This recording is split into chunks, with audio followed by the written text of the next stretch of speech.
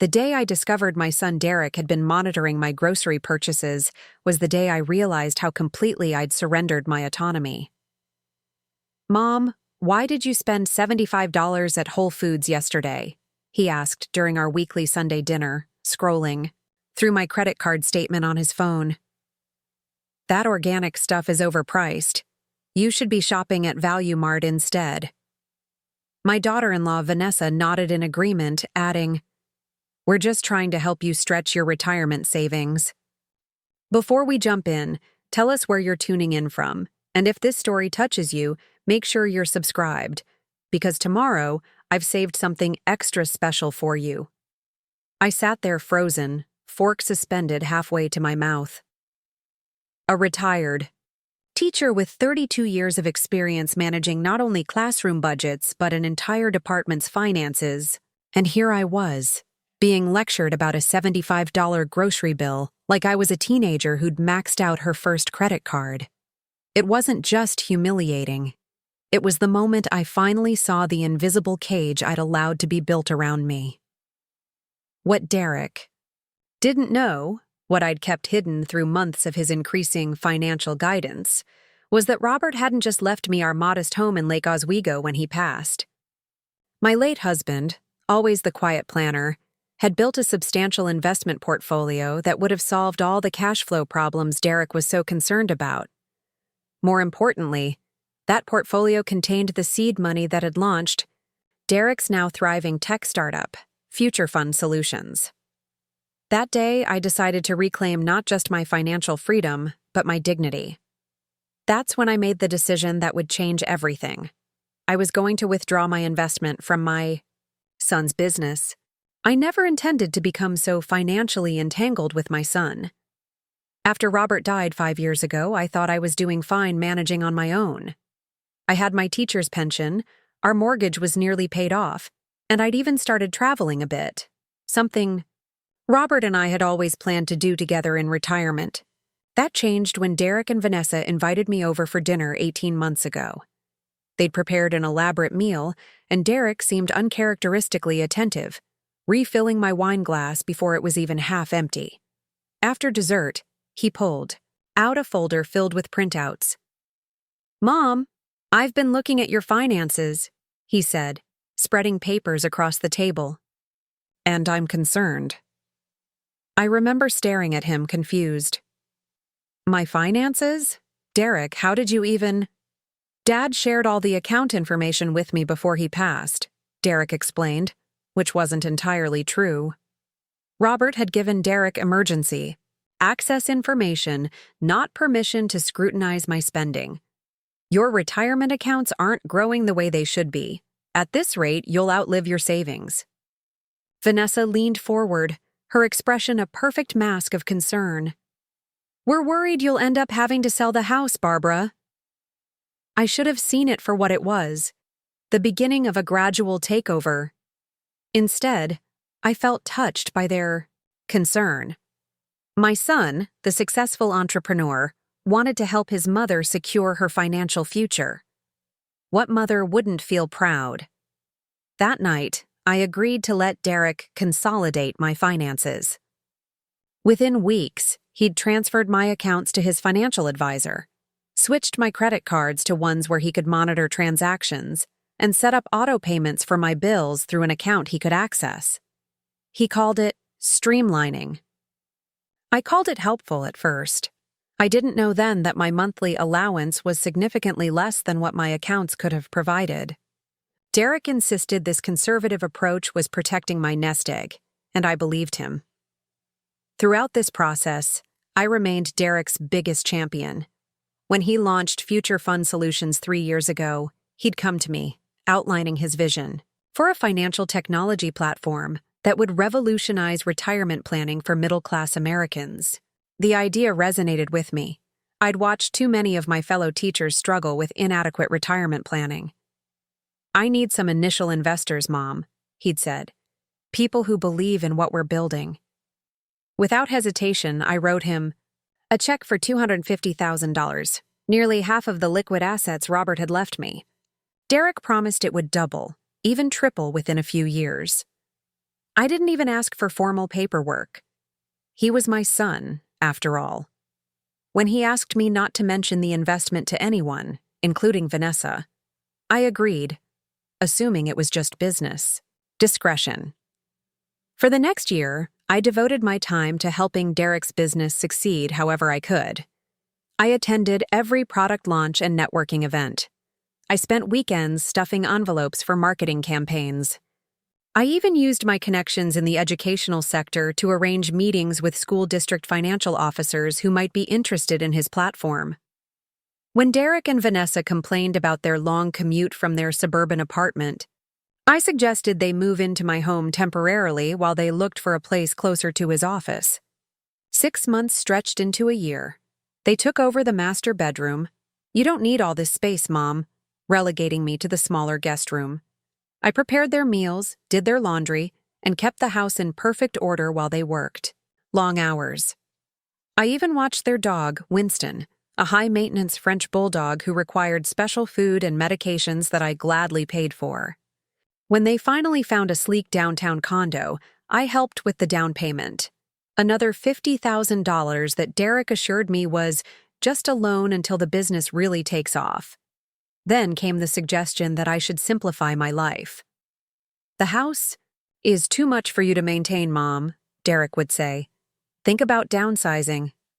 Each time I'd smile and change the subject.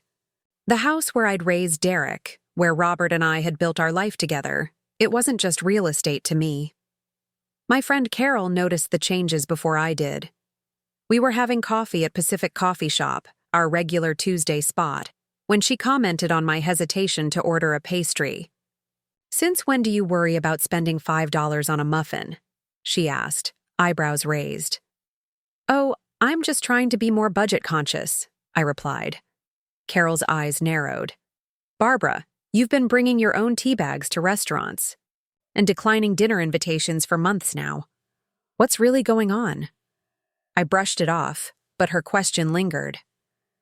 That evening, I decided to check my investment accounts, something I'd stopped doing regularly since Derek took over. When I tried to log in, I discovered the password had been changed. I called the bank, only to learn that my accounts now required Derek's authorization for any information to be released. Still, I defended him to Carol and others. "He's just protecting me," I'd say. "Financial scams targeting seniors are so common these days." I believed I was lucky to have such a caring son. My devotion to Derek extended to his business as well. When Future Fund Solutions faced a cash flow problem last year, Derek came to me again. "It's just a temporary shortfall while we wait for our next round of funding," he explained. "We need another $100,000 to tide us over." I didn't hesitate. I went to the bank the next day and took out a home equity line of credit, something I'd never done in all my years of homeownership. The paperwork listed Derek as an authorized user for convenience, which seemed reasonable at the time. What I didn't know then was that Derek had already secured his next round of funding. The $100,000 wasn't going to save the business. It was financing the luxury vehicle he drove home the following month, a sleek Tesla with all the upgrades. "It's important for client perception," he explained when I expressed surprise. "No one trusts their money to someone driving a Toyota." I nodded, swallowing my concerns. After all, he was the business expert, not me. Every Sunday, Derek and Vanessa would invite me to dinner at their condo. These meals became a ritual of subtle humiliation, though I didn't recognize it as such at first. They would review my weekly expenses, questioning purchases and suggesting cheaper alternatives. Why was I still paying for premium cable channels? Did I really need to buy brand-name cereal? Couldn't I find a less expensive hairdresser? "We're just helping you avoid the financial mistakes so many retirees make," Derek would say, as if I hadn't successfully managed household finances for decades before he was even born. The control extended beyond money. When I mentioned wanting to visit my sister in Arizona, Derek immediately objected. "That's not in your travel budget this quarter, Mom. Besides, Who's going to water the plants and check the mail while you're gone? I canceled the trip. When I expressed interest in taking a watercolor class at the community center, something I'd always wanted to do, Vanessa suggested I find free tutorials on YouTube instead. Those community center classes are overpriced, she said. And honestly, Barbara, at your age, starting new hobbies isn't the best use of resources. At your age. Those 3 words became a frequent refrain, wielded like a weapon whenever I expressed a desire for anything beyond the narrowest definition of necessity. Despite everything, I continued supporting Derek's business however I could. I attended investor dinners, proudly introducing myself as Derek's mom, sharing stories of his childhood entrepreneurial spirit, the lemonade stands and lawn mowing businesses that foreshadowed his current success. I baked cookies for his office team during late nights. I rearranged my schedule whenever he needed me to drop something off at the office or pick up lunch for an important client meeting. I believed in him. Preparing and narrating this story took us a lot of time, so if you are enjoying it, subscribe to our channel. It means a lot to us. Now back to the story. I believed in his vision, and I believed that my sacrifices were contributing to something meaningful, not just for Derek, but for all the people his financial platform would eventually help. Then came the quarterly board meeting Derek invited me to attend. Just as an observer, he said. Since you're an investor, you should see how we operate. I wore my best outfit and arrived early, excited to finally see the business in action. Derek introduced me briefly to the other board members, but seated me in the back corner, away from the main table. I didn't mind. I was just happy to be included. As the financial statements were distributed, I noticed something odd. The investor breakdown showed a family trust contribution of only $100,000, not the $350,000 I had actually invested. When I mentioned this to Derek during a break, his face hardened. "Not now, Mom," he whispered harshly. "That's just how we structure the paperwork for regulatory purposes. I'll explain later." He never did explain. When I brought it up on the drive home, he deflected, talking instead about how I needed to cut back on my electricity usage. "Your utility bills are still too high for a single person," he said. That night, I lay awake wondering if I'd misunderstood something fundamental about my investment. The next morning, I called Martin Green, an old friend of Robert's who worked as a financial advisor. I asked if he could help me understand some investment documents. "Of course," Martin said. "Why don't you bring them by my office?" That's when I discovered I had no documents, no formal investment agreement, no certificate of shares, nothing that legally proved my substantial contribution to future fund solutions. Just canceled checks and bank withdrawals. Still, I hesitated to confront Derek directly. He was my son. There had to be a reasonable explanation. Instead, I started paying closer attention to the business news about Future Fund. I subscribed to the local business journal and created a Google alert for any mentions of the company. What I found shocked me. 3 separate articles described the company as entirely self-funded by founder Derek Wilson. One profile piece quoted him saying, "I didn't take the easy route of bringing in outside investors too early. I believed in bootstrapping to maintain my vision." No mention of his mother's $350,000 contribution. No acknowledgement of the home equity loan that kept the company afloat during its difficult period. According to the public narrative, Derek had built everything through his own tenacity and brilliance. Even then, I made excuses for him. Perhaps he was simplifying for the media. Perhaps he wanted to appear more self-made to attract bigger investors. Perhaps it was just good business strategy. The final straw wasn't any single grand betrayal, but rather the accumulation of small indignities. It was Derek questioning a $14 purchase at a bookstore. It was Vanessa suggesting I should sell my wedding ring since it's just sitting in a drawer collecting dust. It was Derek helping me draft a new will that significantly favored him over his sister, who lived out of state. And yes, it was. That Sunday dinner when Derek questioned my $75 grocery purchase at Whole Foods, scrolling through my credit card statement on his phone as casually as if it were his own. Something snapped inside me that evening. On the drive home, I found myself taking a detour to Carol's house. It was late, but I knew she'd be up. When she answered the door in her robe, one look at my face told her everything. "It's time we had a serious talk," she said, ushering me inside. Over tea at her kitchen table, I finally told her everything. The investment, the control, the growing realization that I'd been manipulated by my own son. "Barbara," Carol said gently, "this isn't just financial mismanagement. This is financial abuse." The word abuse hit me like a physical blow.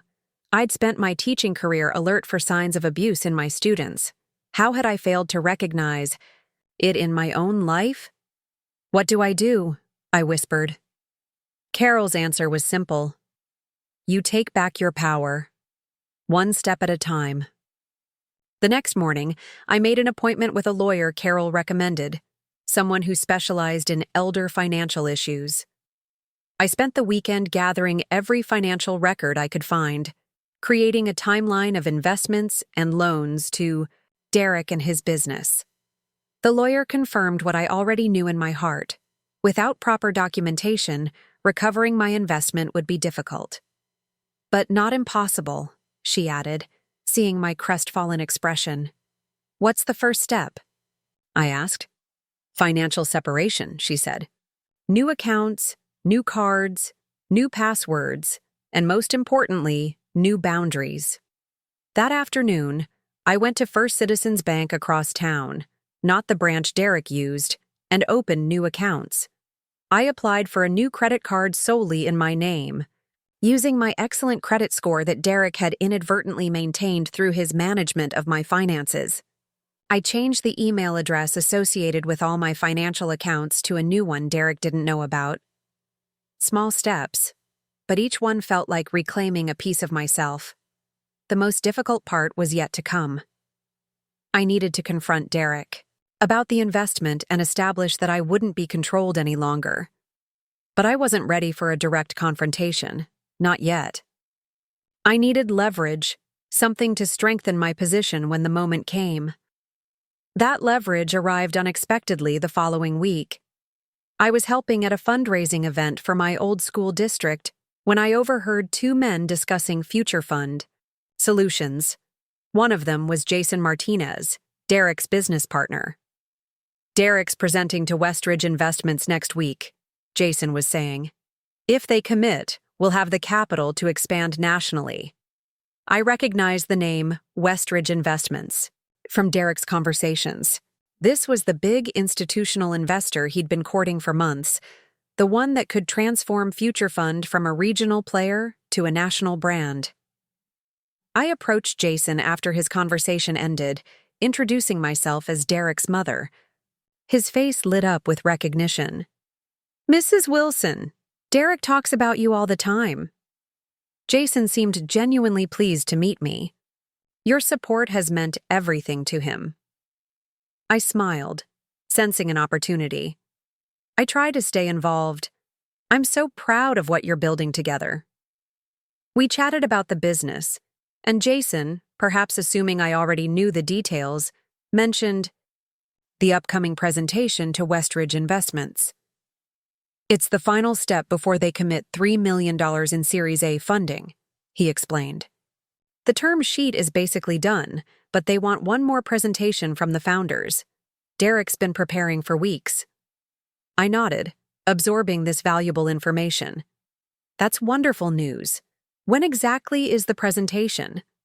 "Next Thursday at 2 p.m. at their downtown offices," Jason replied. I thanked him for the information and said I'd be sure to wish Derek luck. As I walked away, I was already formulating a plan.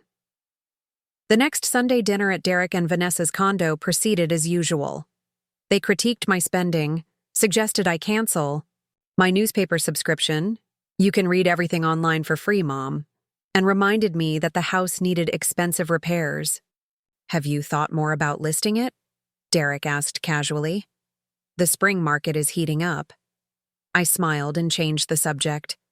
For once, I felt calm during their financial inquisition. I knew something they didn't know. I had begun to take back control. Over the next few days, I met again with my lawyer and then with Martin Green, the financial advisor. Armed with their advice, I prepared for the most important conversation of my life. Thursday arrived.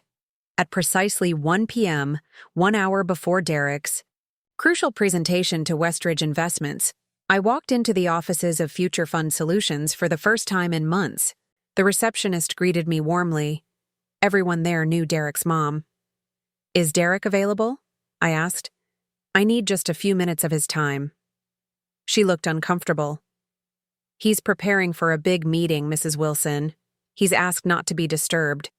I smiled reassuringly. "I know all about the Westridge meeting. This will only take 5 minutes, and it's quite important." She hesitated, then picked up the phone. After a brief conversation, she directed me to Derek's office. When I entered, he was standing behind his desk, straightening his tie in a small mirror. He looked annoyed. "Mom, this really isn't a good time. I have the most important meeting of my career in less than an hour." "I know," I said calmly, taking a seat across from his desk without being invited. "With Westridge Investments, for $3 million in Series Barsite of funding." Derek froze, his hand still on his tie. "How do you know about that?" "I make it my business to know about my investments," I replied. His expression shifted from annoyance to calculation. He sat down, glancing at his watch. "What's this about, Mom? I really don't have time for—" I placed a folder on his desk. "This is a formal request for documentation of my $350,000 investment in Future Fund Solutions. My lawyer has prepared it." "Your lawyer?" Derek's voice rose slightly. "Since when do you have a lawyer?" "Since I realized I needed one to protect my interests," I said. "This document requests proof of my equity position and copies of all financial statements from the company's founding to present." Derek's face flushed. "Mom, we've been through this. Your contribution was structured as a family loan, not an equity investment, for tax purposes." I nodded, as if considering this explanation. "That's fine. Then I'll need loan documentation showing the terms, interest rate, and repayment schedule. My lawyer has included that request as an alternative." "This is ridiculous," Derek snapped, pushing the folder away without opening it. "I don't have time for this nonsense right now. I have a meeting that will make this company worth 10 times what it is today." "I'm aware," I said.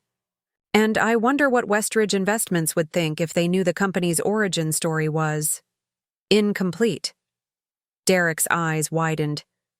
"Are you threatening me?" "I'm stating facts. You've publicly claimed Future Fund was entirely self-funded. You've erased my contribution from the narrative. I'm simply suggesting that potential investors might be concerned about such creative accounting." "You wouldn't dare," he whispered. I met his gaze steadily. "I've already drafted the email to Westridge's managing partner. It's ready to send." I held up my phone. "But I'd prefer not to." The color drained from Derek's face. He glanced at his watch again, then at the door, as if expecting Jason to walk in at any moment. Finally, he looked back at me, seeing me. Really, seeing me for the first time in months. "What do you want?" he asked. I laid out my terms clearly.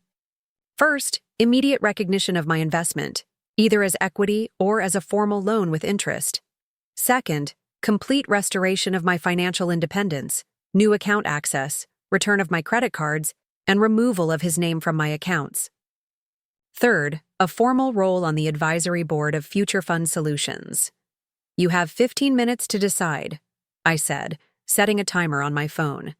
"After that, I send the email." Derek stared at me for a long moment, shock giving way to a grudging respect. "You've thought this through." "I've had plenty of time to think," I replied. "While you were monitoring my grocery purchases and questioning my coffee spending." He flinched at that. For a moment, I saw a flicker of shame cross his face. Then he reached for the folder and opened it. "I'll sign this," he said. "But the board position is complicated. I can't just—" "You're the CEO and majority shareholder," I interrupted. "You can do whatever you feel is in the best interest of the company." I paused, letting the implications sink in. And right now, having me as an ally rather than an adversary is very much in the company's best interest. Derek looked at me with new eyes, not as his mother who could be manipulated, but as a formidable adversary who held real power. It was a look I hadn't seen from him since he was a teenager, testing boundaries and discovering I wasn't as easily swayed as he'd hoped. "I'll need a few days to get the paperwork in order," he said finally. I shook my head. "You'll sign this. Acknowledgement today. The formal documentation can follow within the week." I stood up, gathering my purse. "I believe you have a presentation to finish preparing for. I won't take any more of your time." As I turned to leave, Derek called after me. "Mom, wait." His voice had lost its edge of calculation. I didn't mean for things to get so—" I waited, but he couldn't seem to find the right words to complete that sentence.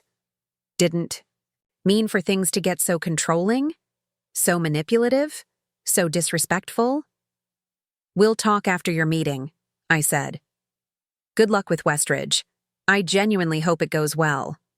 I walked out of his office with my head high, nodding to the startled receptionist as I passed. Outside, standing on the sidewalk in downtown Portland, I took a deep breath of the cool, damp air. Rain was beginning to fall, typical Portland weather, but I didn't mind. For the first time in nearly 2 years, I felt clean, renewed, free. I had confronted my son, reclaimed my investment, and most importantly, restored my dignity. There would be difficult conversations ahead, boundaries to establish, trust to rebuild, if that was even possible. But I had taken the first crucial step. As I walked to my car, my phone buzzed with a text from Carol. "How did it go?" I smiled. As I typed my reply, "I remembered who I am." The confrontation with Derek at his office marked a turning point, but the real battle was just beginning. I left the Future Fund Solutions building with a signed acknowledgement in my purse, but I was under no illusion that this single document would solve everything. Derek was calculating. He would regroup, strategize, and find new angles to maintain control. I needed to prepare for the counterattack. I drove directly to Carol's house, where Martin Green, my financial advisor, was waiting. When I showed them the signed document, Martin nodded approvingly. "This is legally binding enough to establish your claim," he said. "Now we need to build on this momentum before Derek can reassess." I'd taken the first step toward reclaiming my financial independence, but I still felt unsteady, like I was walking on unfamiliar terrain. For nearly 2 years, I'd allowed Derek to make every significant financial decision for me. The prospect of managing my own affairs again was both liberating and terrifying. "What happens next?" I asked. Carol squeezed my hand. "You start living on your terms again." The following morning, my phone rang at 7:30 a.m. It was Vanessa, her voice tight, with barely contained anger. "We need to talk," she said flatly. "Derek told me what happened yesterday. I agreed to meet them for coffee at a neutral location, a busy cafe downtown where the public setting might discourage dramatics. When I arrived, Derek and Vanessa were already seated at a corner table, both dressed in business attire, looking more like they were preparing for a corporate negotiation than a family discussion. "Mom," Derek began as soon as I sat down, "I think you misunderstood some things. I signed that paper under duress, with a critical meeting looming. You used that pressure point to your advantage. I sipped my coffee calmly. I merely pointed out reality, Derek. If stating facts constitutes duress, then perhaps the facts themselves are the problem. Vanessa leaned forward, her expression pinched. Barbara, we've only ever wanted what's best for you. Everything we've done, monitoring, your spending, consolidating your accounts, it was all to protect you. From what exactly? I asked. From myself? From the independence I managed just fine for 60 years before you decided I was incompetent? Derek flinched at the word incompetent. No one ever said that. You didn't need to say it. Your actions spoke clearly enough. I pulled out a small notebook where I'd been documenting incidents over the past month. On March 5th, you questioned my $22 purchase at the garden center. On March 12th, you told me I couldn't afford to fix the broken step on my porch, despite my having adequate funds. On March 19th, you refused to approve a $150 withdrawal from my own savings account because you didn't like the reason I gave for needing it. I looked up from my notes. Would you treat any competent adult this way? Derek shifted uncomfortably. Those examples are taken out of context. Then provide the context, Derek.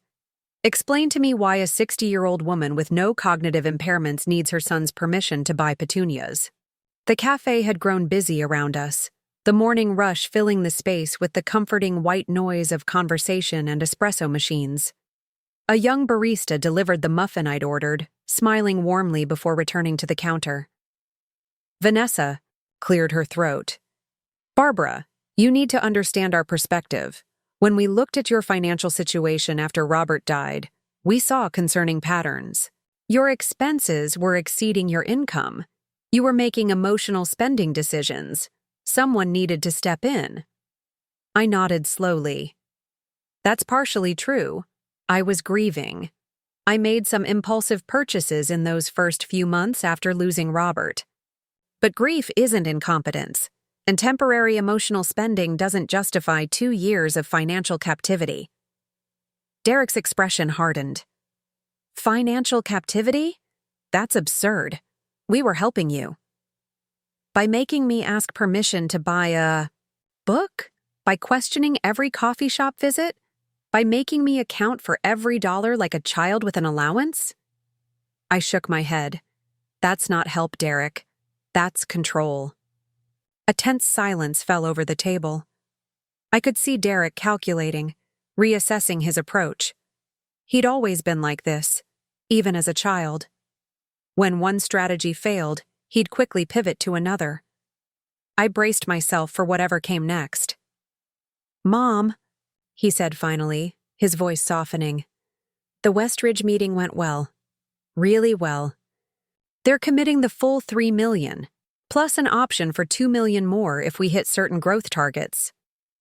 I raised an eyebrow, surprised by this change of subject. That's wonderful news. Congratulations. This means Future Fund will be valued at nearly $15 million. He leaned forward, lowering his voice. Your investment, if we structure it as equity like you want, would be worth almost $1 million on paper. There it was, the new angle. When intimidation failed, try enticement. That's assuming a lot, Derek. Startup valuations are notoriously speculative. I smiled, enjoying the flicker of surprise that crossed his face. He hadn't expected me to understand venture capital terminology. But I'm glad the company is doing well. My point is, he continued, recovering quickly, fighting with us right now could jeopardize everything. If word gets out that there's internal conflict over the company's founding capital, it could spook Westridge. They might pull out entirely. Vanessa nodded earnestly. Think about your investment, Barbara. Don't you want it to grow? Now isn't the time to create problems. I considered their words carefully. They were suggesting I should continue to accept their control over my finances for the sake of the business. My investment would grow if I just stayed quiet and compliant. It was manipulation, thinly disguised as financial advice. I'm not creating problems, I said finally. I'm solving one. A problem you created when you decided to treat my investment as your personal funding without proper documentation, and when you began controlling my personal finances beyond any reasonable level of help. Derek's expression darkened. So, what exactly do you want? To tank the company out of spite? No. I want what I outlined yesterday. Recognition of my investment, restoration of my financial independence, and a formal role with the company. The first 2 points are negotiable, Derek conceded. But having you on the advisory board is out of the question. You don't have the tech or finance background necessary. I felt a flare of indignation. I managed a department budget of over $2 million for 15 years as head of the science department. I served on the district's financial oversight committee, and I ran the household finances while your father built his career. That's not the same as understanding venture-backed tech startups, Vanessa interjected. This is a specialized field. I'm not asking to become your CFO, I replied. But as an investor who provided seed capital, I deserve representation and transparency. Derek drummed his fingers on the table, clearly frustrated. Look, here's what I can offer. We'll formalize your investment with proper documentation. We'll restore your independent access to your accounts. But the advisory board position is non-negotiable. The best I can do is invite you to quarterly investor updates. I considered the compromise. It addressed my main concerns but still minimized my role in the company I'd helped create. Before I could respond, my phone chimed with a message. It was from Martin. Don't agree to anything definitive without having me review it first. Smiled and put my phone away. I'll need any agreement in writing, reviewed by my financial advisor and attorney before I sign. Derek's eyebrows shot up. You're really bringing lawyers into this? We're family. Yes, we are, I agreed. And families should treat each other with respect and honesty. When that faltered, I needed additional advocates. The tension at the table was palpable. Vanessa's perfect composure had begun to crack, a muscle twitching near her eye. Derek looked both angry and bewildered, as if he couldn't quite believe. His mother was standing her ground. Fine, he said finally. I'll have our company attorney draft something. But Mom, you need to understand something. Dad asked me to look after you. On his deathbed, he made me promise I'd make sure you were taken care of financially.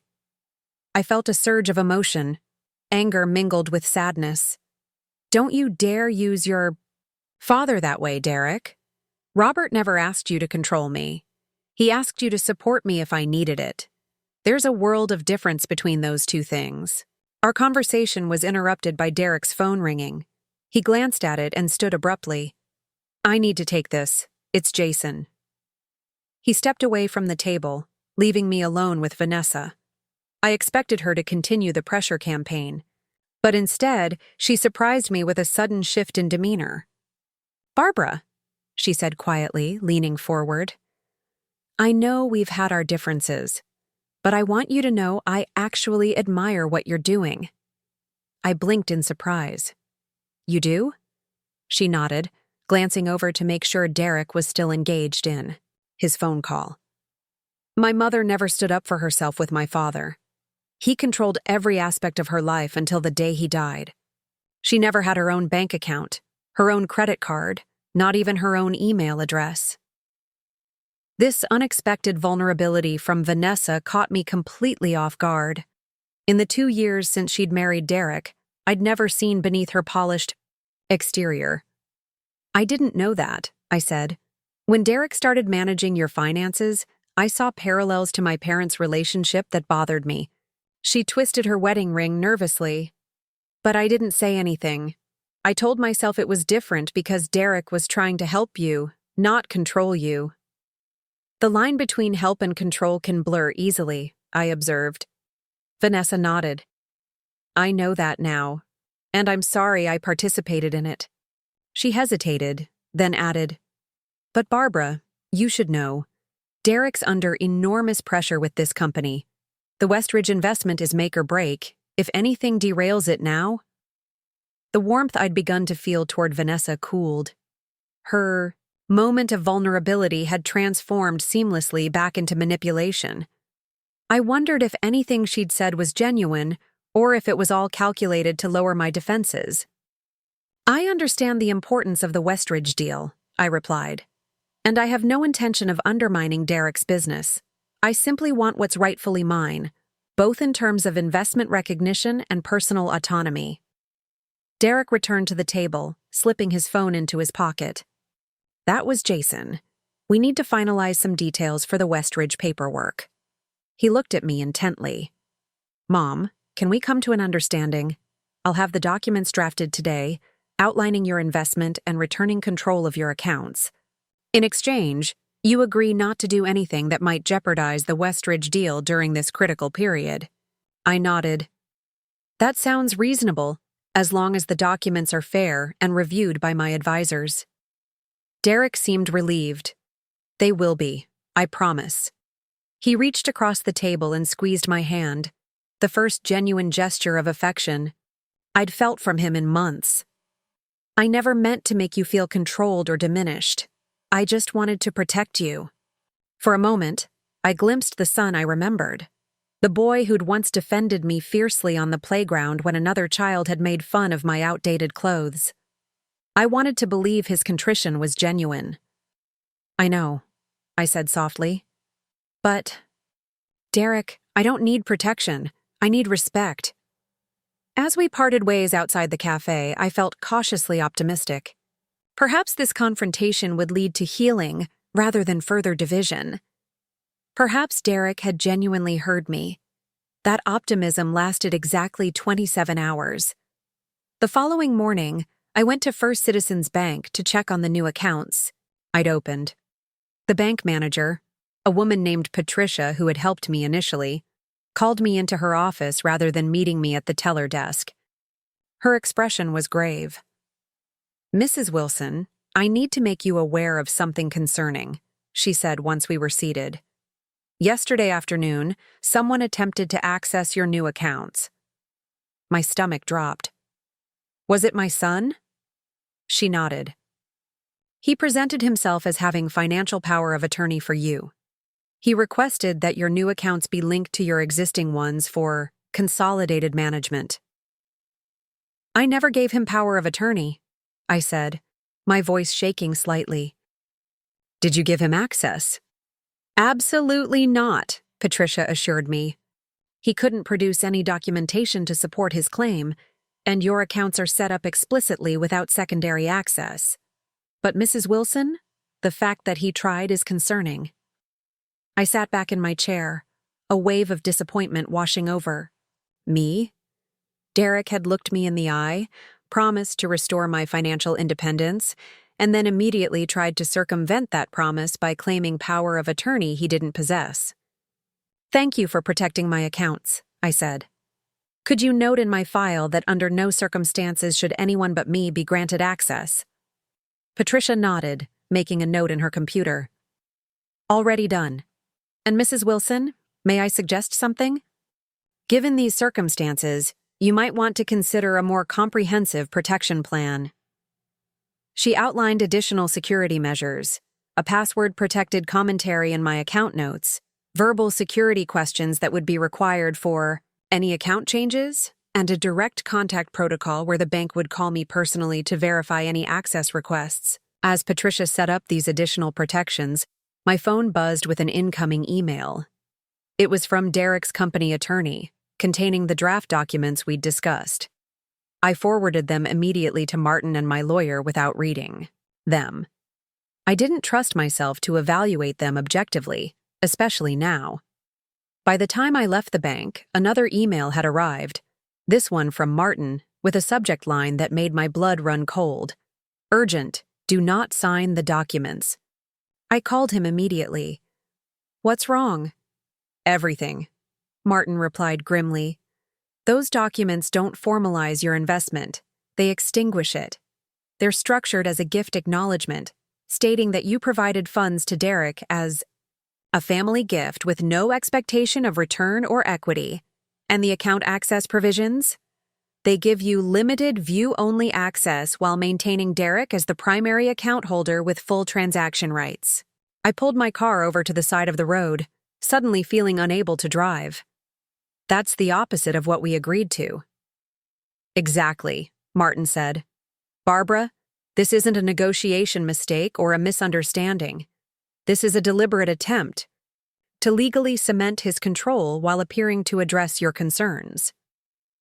The betrayal cut deep.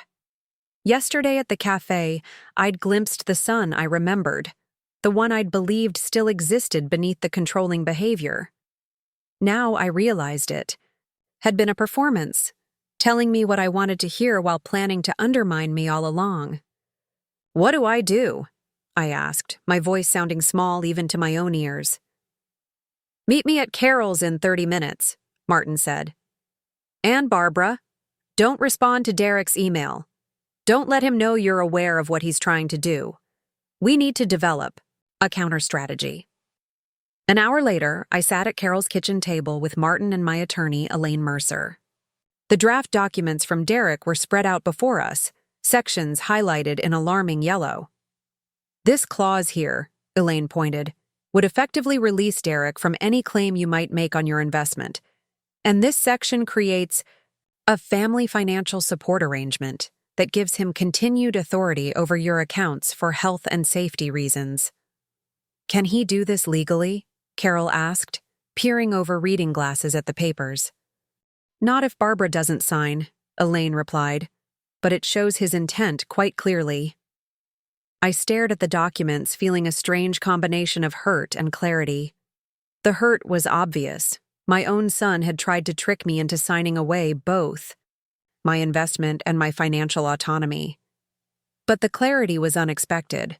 For months, I'd been questioning myself, wondering if I was overreacting, if perhaps Derek really did have my best interests at heart. These documents eliminated any doubt. I need to protect myself, I said firmly. Not just my accounts, but my home, my future. Elaine nodded. I recommend we take several steps immediately. First, a formal legal demand for proper investment. Documentation.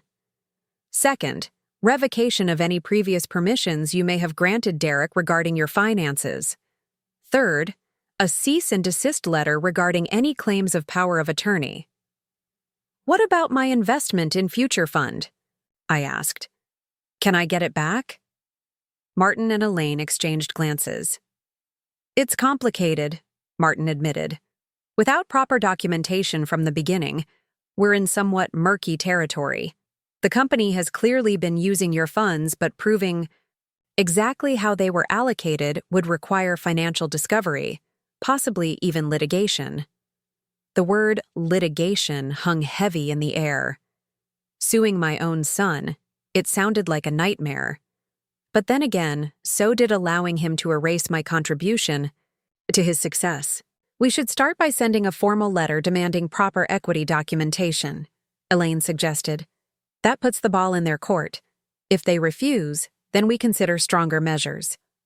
I agreed to this approach, and Elaine began drafting the necessary documents while Martin made calls to ensure all my financial accounts were secure.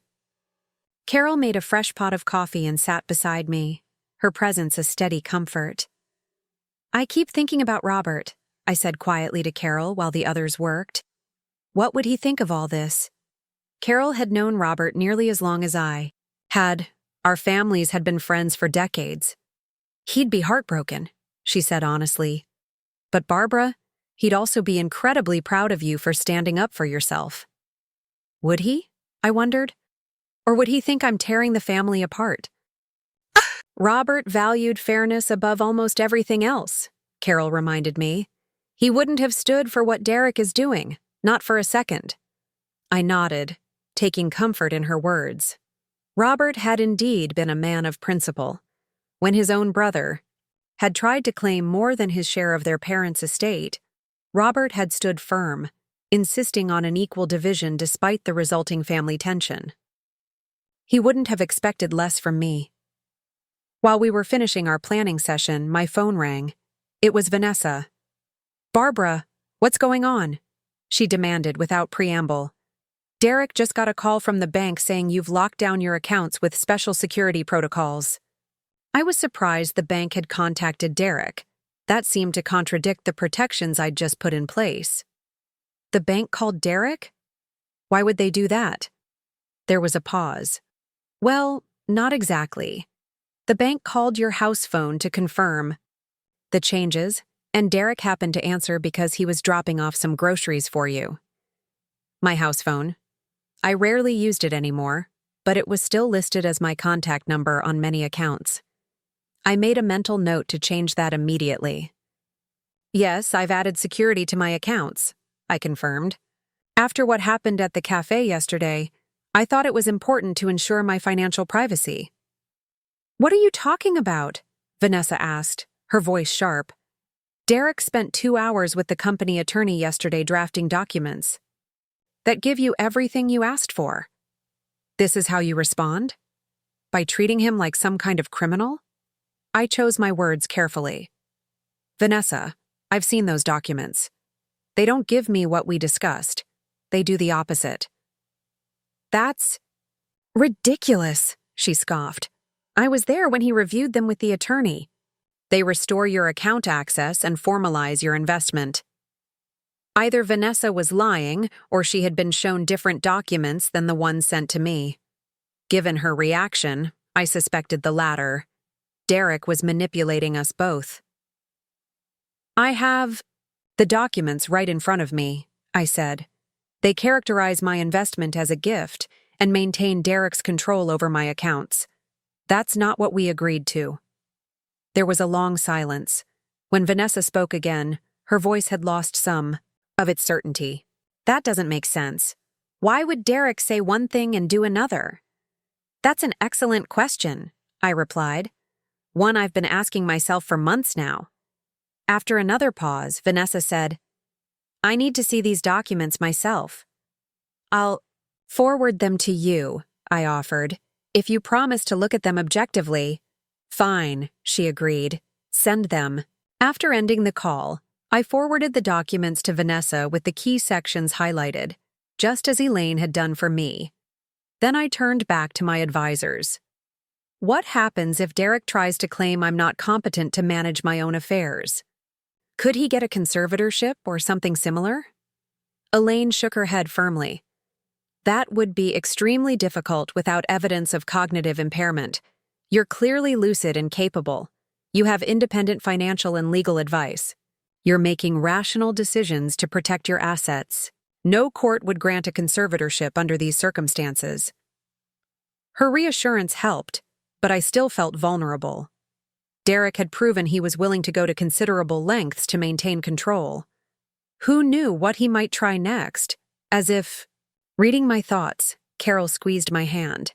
He can't hurt you anymore, Barbara, not if you don't let him. We finalized our strategy. Formal legal letters would be sent to Derek and Future Fund Solutions the next morning. All my financial accounts would receive updated contact information and enhanced security. And I would meet with a home security company to change my locks and install a basic alarm system. Not because I truly believed Derek would break in, but because I needed to feel completely secure in my own space again. That evening, as I sat alone in my living room with a cup of tea, I found myself looking at old photographs. Derek as a toddler, laughing on Robert's shoulders. Derek at his high school graduation, arm around my waist, beaming with pride. Derek, helping Robert build the backyard deck, both of them covered in sawdust but smiling. Where had that Derek gone? When had he transformed from my loving son into someone who would try to trick his own mother into financial servitude? Had the potential for this betrayal always been there, hidden beneath the surface? Or had success and ambition warped him somehow? I couldn't answer these questions, but I knew one thing with certainty. I couldn't allow this treatment to continue, no matter how painful the confrontation might be. I had spent 2 years doubting myself, questioning my own judgment, allowing my confidence to be systematically eroded. That ended now. My phone chimed with a text message from Vanessa. We need to talk. Not with Derek. Just you and me. Tomorrow. Morning? I texted back a simple, yes, curious about what she had to say after reviewing the documents. Had she seen through Derek's manipulation, or was this another strategy to bring me back under control? As I prepared for bed that night, I felt a strange combination of dread and determination. Tomorrow would bring difficult conversations, possibly even more betrayal. But it would also bring another step toward reclaiming my life, my dignity, and my financial independence. I fell asleep thinking of Robert, wishing he were here to help navigate this unexpected battle with our son. But perhaps his absence was what had allowed the situation to develop in the first place. Derek would never have tried this if his father had been alive. Robert would have seen through the manipulation immediately. Now that role, the role of seeing clearly, of standing firm against manipulation, fell to me alone. And despite the pain, despite the uncertainty of what lay ahead, I was finally ready to embrace it. The morning dawned with a heavy mist hanging over Portland, blurring the edges of the world outside my window. I'd slept fitfully, waking several times from dreams where I was searching for something important that remained just out of reach. By 6, I gave up on sleep entirely and made myself a strong cup of coffee, watching the neighborhood slowly come to life through a veil of fog. Vanessa had suggested meeting at Pacific Coffee Shop at 9.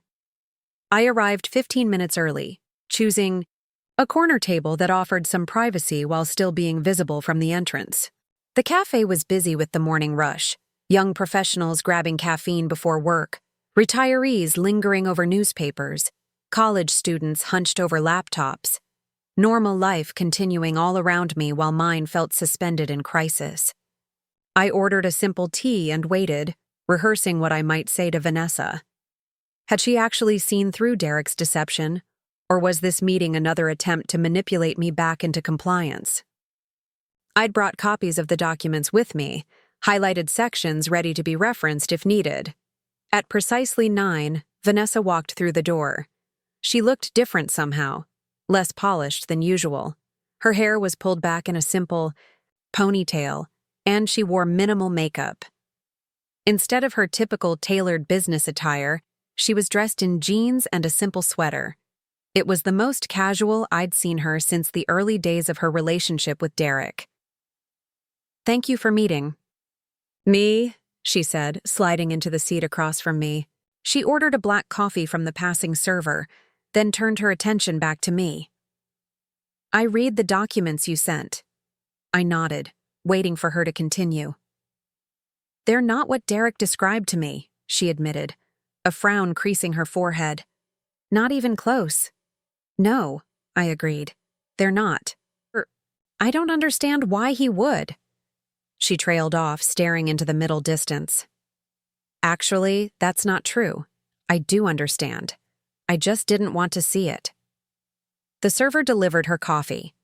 Vanessa wrapped her hands around the mug, as if seeking warmth, though the spring morning wasn't particularly cold. "How much do you know about my background, Barbara?" she asked suddenly. The question caught me off guard. "Not much," I admitted. "Derek mentioned you grew up in Seattle, that your father works in local government. Your mother is a professor." Vanessa gave a small, bitter laugh. "That's the polished version. The reality is messier. My father is indeed in local government. He's a mid-level administrator who's spent 30 years telling anyone who will listen that he should be running the whole department. My mother teaches as an adjunct at a community college, not the prestigious university position Derek implies." I sipped my tea, unsure where this conversation was heading, but willing to listen. "We weren't poor, but we weren't affluent either," Vanessa continued. "Middle class, struggling sometimes, especially after my father's gambling problems surfaced when I was in high school." This was entirely new information. Derek had always described Vanessa's family as well-established, successful, people who had initially found him lacking. My mother covered for him, worked extra jobs, hid the extent of his addiction from everyone. She managed all the money, paid all the bills, kept us afloat. Vanessa's voice had taken on a distant quality, as if she were narrating someone else's life. When I was 17, he emptied their retirement accounts, $40,000 gone in a weekend. My mother finally filed for divorce. "I'm so sorry," I said softly. "I had no idea." Vanessa nodded. "No one does. It's not the story Derek tells about my family. It's not the story I tell either." She looked up, meeting my eyes directly. "Do you know why I was attracted to Derek initially?" "His ambition," I guessed. "His intelligence?" "His stability," she corrected. When we met, Derek was working at Financial Frontiers, a good, steady job with benefits and a clear career path. He was reliable, methodical, cautious with money. The opposite of my father. She paused. Or so I thought. I leaned forward, curious about where this revelation was leading. What changed? About 6 months into our relationship, Derek started talking about leaving his job, starting his own company. He became obsessed with the idea of future fund, staying up late making business plans, networking with potential investors, reading every book on startups he could find. A hint of the old Vanessa resurfaced as she added, "It was exciting, honestly. I got caught up in the vision, too." She took a long sip of her coffee before continuing. "But launching a startup requires capital, and Derek didn't have much saved. That's when he first mentioned approaching you." "He told me it was his original idea," I said, "that he'd been developing the concept for years." Vanessa shook her head. "He got the idea from a conference he attended 3 months before he approached you. The business plan was largely adapted from materials he'd accessed at Financial Frontiers." The cafe had grown quieter as the morning rush subsided. A group at a nearby table gathered their belongings and left, leaving us in a relatively secluded corner. "Why are you telling me this now?" I asked. "What changed?" Vanessa set down her coffee mug with deliberate care. "Yesterday, after our meeting, Derek was different. Cold, calculating. He told me he'd handle you, that he'd found a way to legally secure your investment while maintaining control of your finances." She looked away, her expression troubled. "It reminded me of my father, the way he'd manipulate my mother. The same calculating look, the same certainty that he could outwit her." "And when you saw the actual documents?" I prompted. "It confirmed everything," she said simply. "Derek lied to my face about what those papers contained. He lied to you. And I realized this pattern, of control, of manipulation. It's exactly what destroyed my parents' marriage." I absorbed this revelation, trying to reconcile it with the son I thought I knew. "Has Derek always been this way with you?" Vanessa hesitated. "Not always, not at first. But there have been incidents. Small things that seemed insignificant at the time but form a pattern in retrospect." "Such as?" "He insisted we use a joint checking account after we married, but he monitors every purchase I make. He questions my spending on work clothes, on lunches with colleagues. He has to approve any purchase over $100. She gave a small, humorless laugh. "Sound familiar?" It did, painfully so. The same controlling behaviors Derek had gradually imposed on me, he had also imposed on his wife. "There's more," Vanessa said, her voice dropping. 2 months ago, I received a small inheritance when my grandmother passed away, about $30,000. Derek immediately insisted it be invested in Future Fund. When I suggested keeping some aside in my own account, he became angry. Said I didn't trust him, wasn't supporting his vision. "Did you invest it?" I asked. "Most of it," she admitted. "But I secretly kept $5,000 in a separate account. It's the only money I have that he doesn't control." She looked up, her expression a mixture of shame and defiance. "I've been adding to it when I can. Small amounts from my paycheck that I withdraw as cash. Rebates from purchases, that sort of thing. It's my escape fund. Escape fund? I repeated, startled by the term. Vanessa nodded, not quite meeting my eyes. Just in case. Because sometimes Derek reminds me too much of my father, and I promised myself I'd never be trapped like my mother was. The revelation hung between us in the quiet cafe. Vanessa, who had always presented herself as the poised, confident partner in Derek's success story, was quietly planning an escape route from my son. The thought sent a chill through me. Vanessa, I said carefully, is there something more I should know? Has Derek ever— No, she interrupted quickly. Nothing like that. He's never been physical. It's just control. Financial control, emotional control. Making me doubt myself. Making me feel like I can't function without his guidance. She looked up. Like what he's been doing to you. I reached across the table and took her hand. It was cold despite the coffee she'd been clutching. Why are you telling me all this now? Because I need to make a decision, she said. And I need to know if you're really going to stand your ground this time. What do you mean? Derek is panicking, she explained. The documents you refused to sign, he needed those to secure the Westridge investment. They've asked for confirmation that there are no outstanding financial disputes or undocumented obligations that could affect the company's valuation. This was new information. So, without my signature, the investment is at risk. Yes, Derek spent half the night on the phone with Jason and the company attorney, trying to find a workaround. They've given him until tomorrow to resolve the situation. I felt a momentary twinge of concern for Derek's business, reflexive maternal worry about his success. But then I remembered the documents he'd tried to trick me into signing, the calculated betrayal. I won't sign anything that erases my investment or maintains his control over my finances, I said firmly. Not even to save his deal. Vanessa nodded slowly.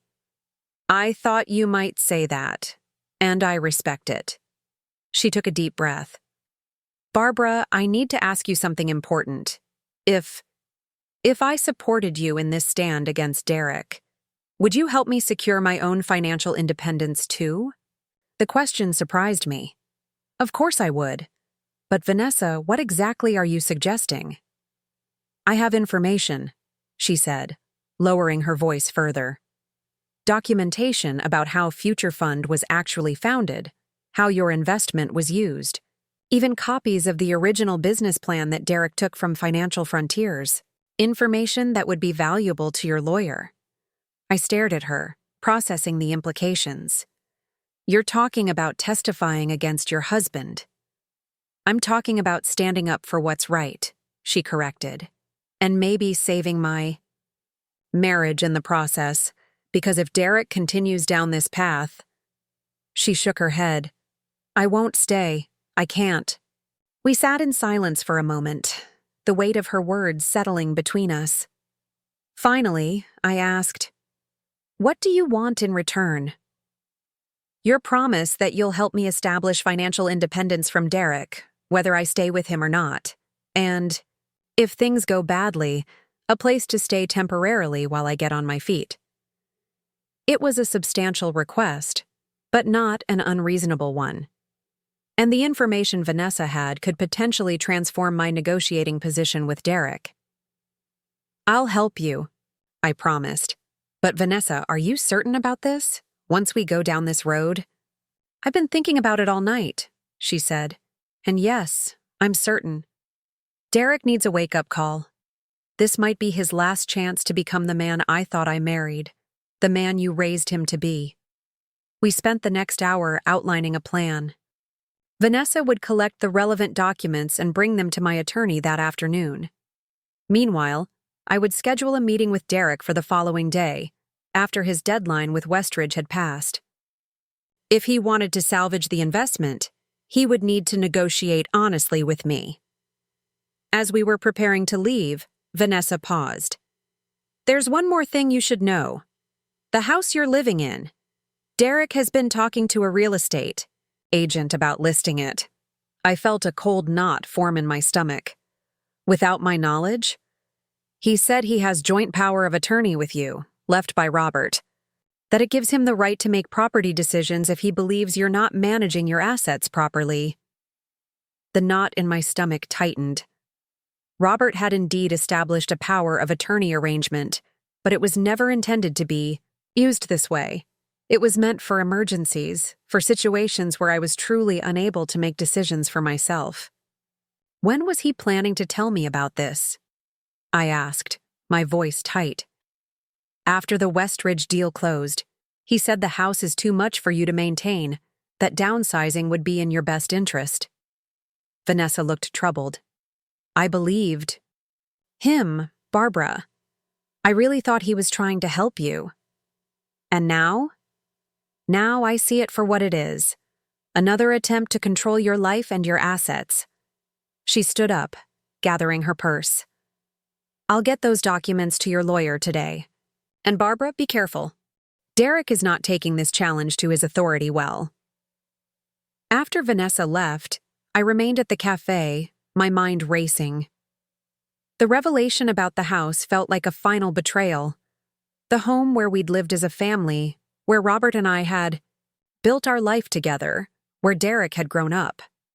The thought of him secretly planning to sell it, to uproot me from my own home without my consent, ignited a fire within me that burned away any remaining hesitation.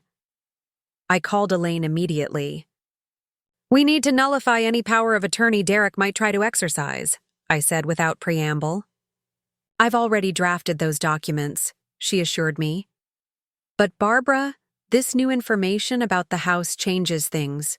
We need to move more quickly than I anticipated. By noon, I was in Elaine's office, signing papers to revoke all powers of attorney, filing formal notices with the county property office to prevent any unauthorized transactions involving my home, and preparing for the confrontation with Derek that now seemed inevitable. Vanessa's evidence could be crucial, Elaine explained as we reviewed the documents. If she can prove Derek misrepresented your investment or misappropriated funds, we have a much stronger position. What about her? I asked. Is she legally vulnerable in any of this? As long as she wasn't a party to the misrepresentation, no. And even if she was peripherally involved, her cooperation now would likely protect her from any consequences. I nodded, relieved on Vanessa's behalf. Despite our complicated relationship, I didn't want to see her harmed by the fallout from Derek's actions. She was, in her own way, another victim of his controlling behavior. As I was leaving Elaine's office, my phone rang. It was Derek. Mom, he began, his voice tense. We need to talk. The bank says you've revoked all my access to your accounts. The investment documents I sent are still unsigned. And now I'm hearing you've filed something with the county property office? What's going on? I took a deep breath, steadying myself. I'm protecting my assets from unauthorized access, Derek, including any attempt to sell my home without my consent. There was a long pause. Who told you about that? Does it matter? The point is, you were planning to sell my home, the home your father and I purchased, where we raised you, without my knowledge or permission.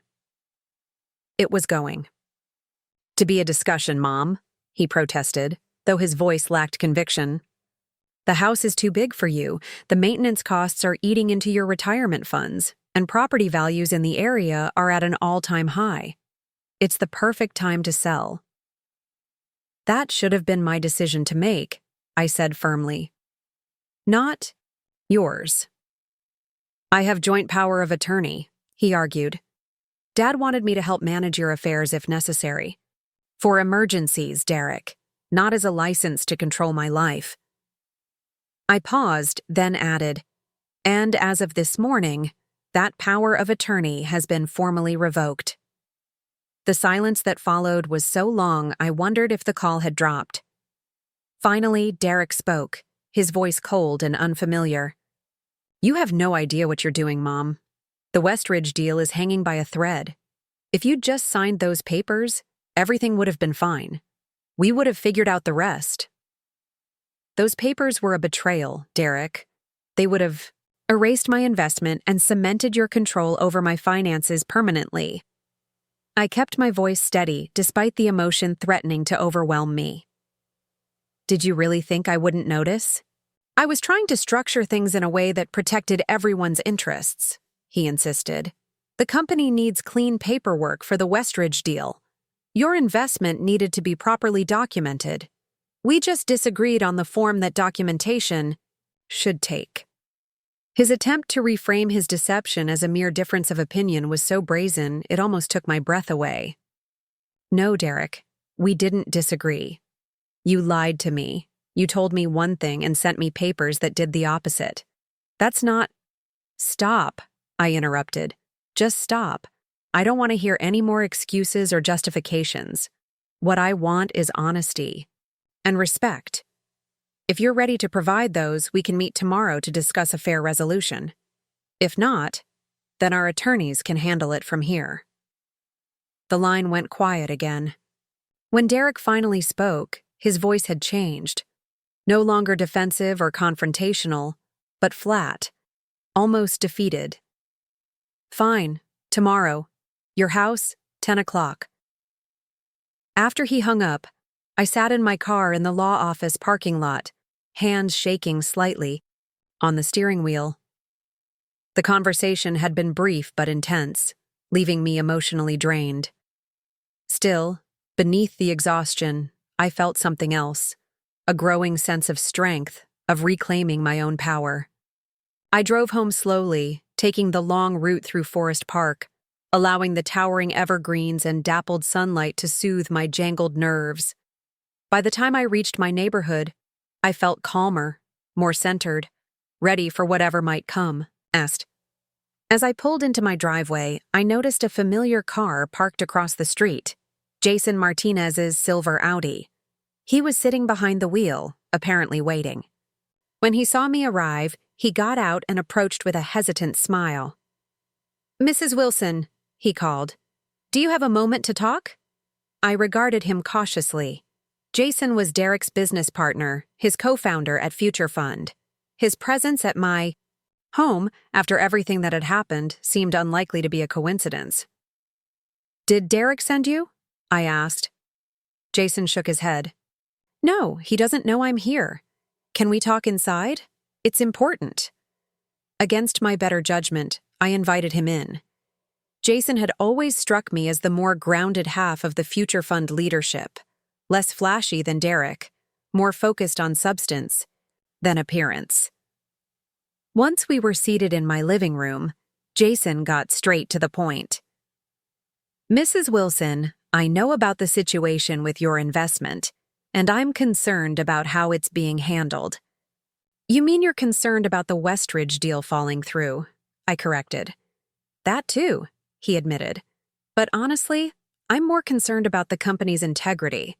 When Derek and I founded Future Fund, we had a clear vision to create a financial platform that actually helped people, that operated with transparency and fairness." I nodded, remembering those early conversations, the genuine idealism that had initially drawn me to support Derek's venture. "Your seed investment made everything possible," Jason continued. "Without it, we wouldn't have survived the first 6 months. Derek knows that. I know that. And you deserve proper recognition and documentation." His frank acknowledgement of my contribution caught me off guard. It was the first time since this ordeal began that anyone from Future Fund had straightforwardly recognized the importance of my investment. "Thank you for saying that," I said. "But if you believe I deserve proper recognition, why are you only speaking up now?" Jason looked uncomfortable. "Until recently, I thought everything was being handled appropriately. Derek assured me you were a silent investor by choice, that you didn't want formal documentation for tax reasons." He rubbed his face tiredly. "I should have verified that with you directly. That's on me. I studied him, trying to gauge his sincerity. And now? Now I know he wasn't being truthful. Not with you, not with me. Jason leaned forward, his expression earnest. Mrs. Wilson, I want to make this right. I've drafted new investment documentation that fairly represents your contribution. 5% equity, retroactive to the company's founding, with full voting rights on major decisions. He pulled a folder from his briefcase and handed it to me. Unlike the documents Derek had sent, these were straightforward, clearly outlining my investment and the corresponding equity stake, with no hidden clauses or manipulative language. Why would you do this? I asked, suspicious of this sudden ally. You're Derek's partner. Your interests are aligned with his. My interests are aligned with the company's integrity, Jason corrected, and with doing right by the people who made our success possible. He paused. Also, practically speaking, without resolving this issue, the Westridge investment won't go through. And without that funding, Future Fund won't survive another 6 months. So there was self-interest involved after all. Still, Jason's approach, honest, recognition of my contribution combined with a fair proposed solution, stood in stark contrast to Derek's manipulative tactics. I appreciate this, I said, indicating the folder. But I'll need to have my attorney review these documents before I consider signing anything. Of course, Jason agreed readily. That's exactly what you should do. I've included my direct contact information. If your attorney has questions or suggested changes, I'm happy to discuss them. As Jason prepared to leave, he hesitated at the door. Mrs. Wilson, there's something else you should know. Derek's not just risking the Westridge deal with his handling of this situation. The board is watching closely. If this isn't resolved appropriately, his position as CEO could be in jeopardy. This revelation surprised me. The board could remove him? If they determine his personal actions are endangering the company, yes. The governance documents give them that authority. Jason looked troubled. I don't want it to come to that. Despite our current disagreements, Derek is brilliant, and his vision for Future Fund is something I believe in. But he's lost perspective on this issue, and it's clouding his judgment in dangerous ways. After Jason left, I called Elaine and described the unexpected visit and the documents he'd provided. She promised to review them immediately and give me her assessment. Don't commit to anything yet, she cautioned. But if these documents are as straightforward as they sound, they could offer a path to resolution that avoids protracted conflict. I spent the rest of the afternoon in my garden, finding solace in the simple act of tending to my plants. The spring weather had coaxed my rose bushes into early bloom, their fragrance filling the air as I worked. Robert had loved these roses. He'd helped me plant the original bushes 20 years ago, carefully selecting varieties that would thrive in the Pacific Northwest climate. The thought of Derek secretly planning to sell this home, to uproot me from the garden Robert and I had lovingly created together, reignited my determination. This wasn't just about money or investment recognition. It was about respect, about honoring the life Robert and I had built, about asserting my right to make my own decisions. As evening fell, I received 2 significant calls. The first was from Elaine, confirming that Jason's documents appeared legitimate and fair. They offer exactly what you've been asking for: proper recognition of your investment and a corresponding equity stake. No hidden clauses, no attempts to maintain control over your personal finances. She sounded almost surprised. If you're inclined to accept, I believe this represents a fair resolution to the investment issue. The second call was from Vanessa, her voice hushed as if she were trying not to be overheard. I delivered the documents to your attorney, she said. But Barbara, Derek knows something's happening. He's been on the phone all afternoon, talking to the company attorney, to board members. He's frantically trying to salvage the Westridge deal. Did he mention Jason's visit to me? I asked. No, she sounded surprised. Jason came to see you. I explained briefly about Jason's alternative investment documentation proposal. Vanessa listened intently, then said, "That's significant. If Jason is breaking ranks with Derek on this issue, it means the company's leadership is divided. That strengthens your position considerably." "What about you?" I asked. "Are you okay?" There was a pause. For now. Derek's too preoccupied with the Westridge situation to focus on me. But Barbara, be prepared for tomorrow. He won't give up easily. After we hung up, I sat in my living room, watching darkness settle over the neighborhood. Tomorrow's meeting. With Derek loomed large in my mind, a confrontation I both dreaded and knew was necessary. Would he come prepared to negotiate honestly? Or would he arrive with new tactics, new attempts to manipulate and control? Either way, I was ready. With Jason's documents, Vanessa's evidence, and my own newfound resolve, I finally held cards of my own to play. After months of feeling powerless, of doubting my own judgment, of allowing Derek to gradually take control of my life, I had reclaimed my position of strength.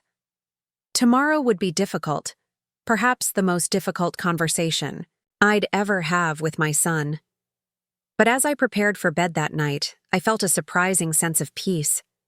Whatever happened next, I would face it on my own terms, with clarity about what I deserved and the courage to stand my ground. For the first time in nearly 2 years, I fell asleep without anxiety gnawing at me, without the weight of financial dependency pressing down.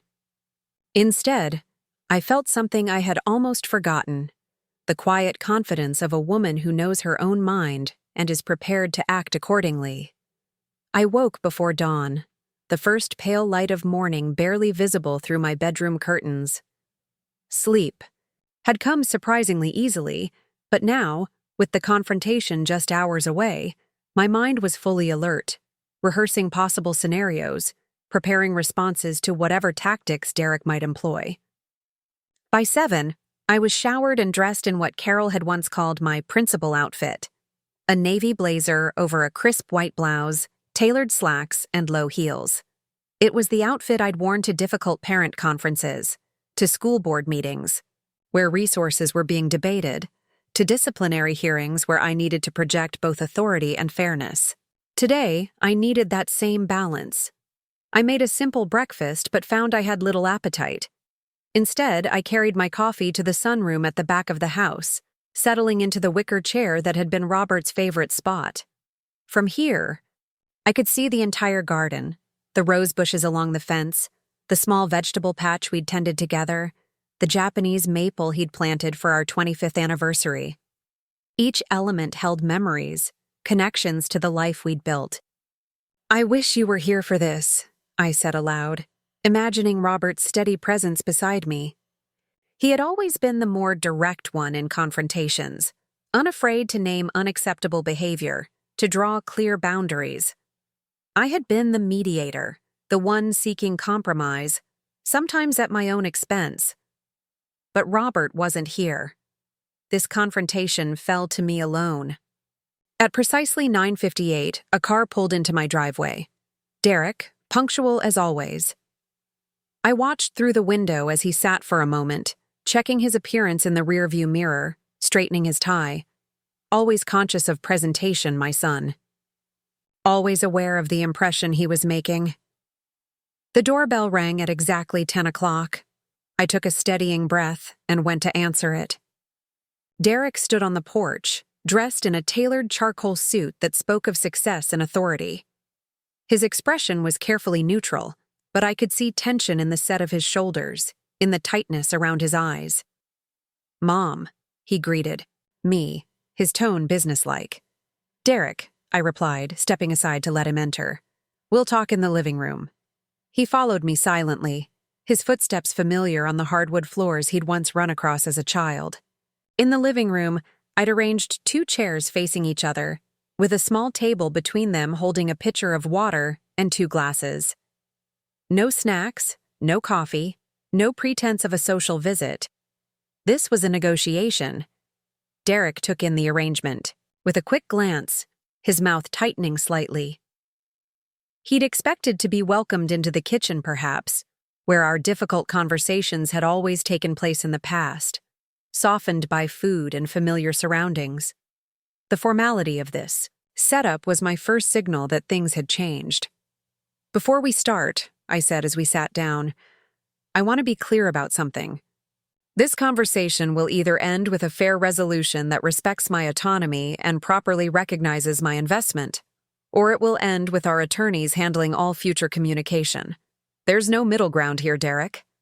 He blinked, momentarily taken aback by my directness.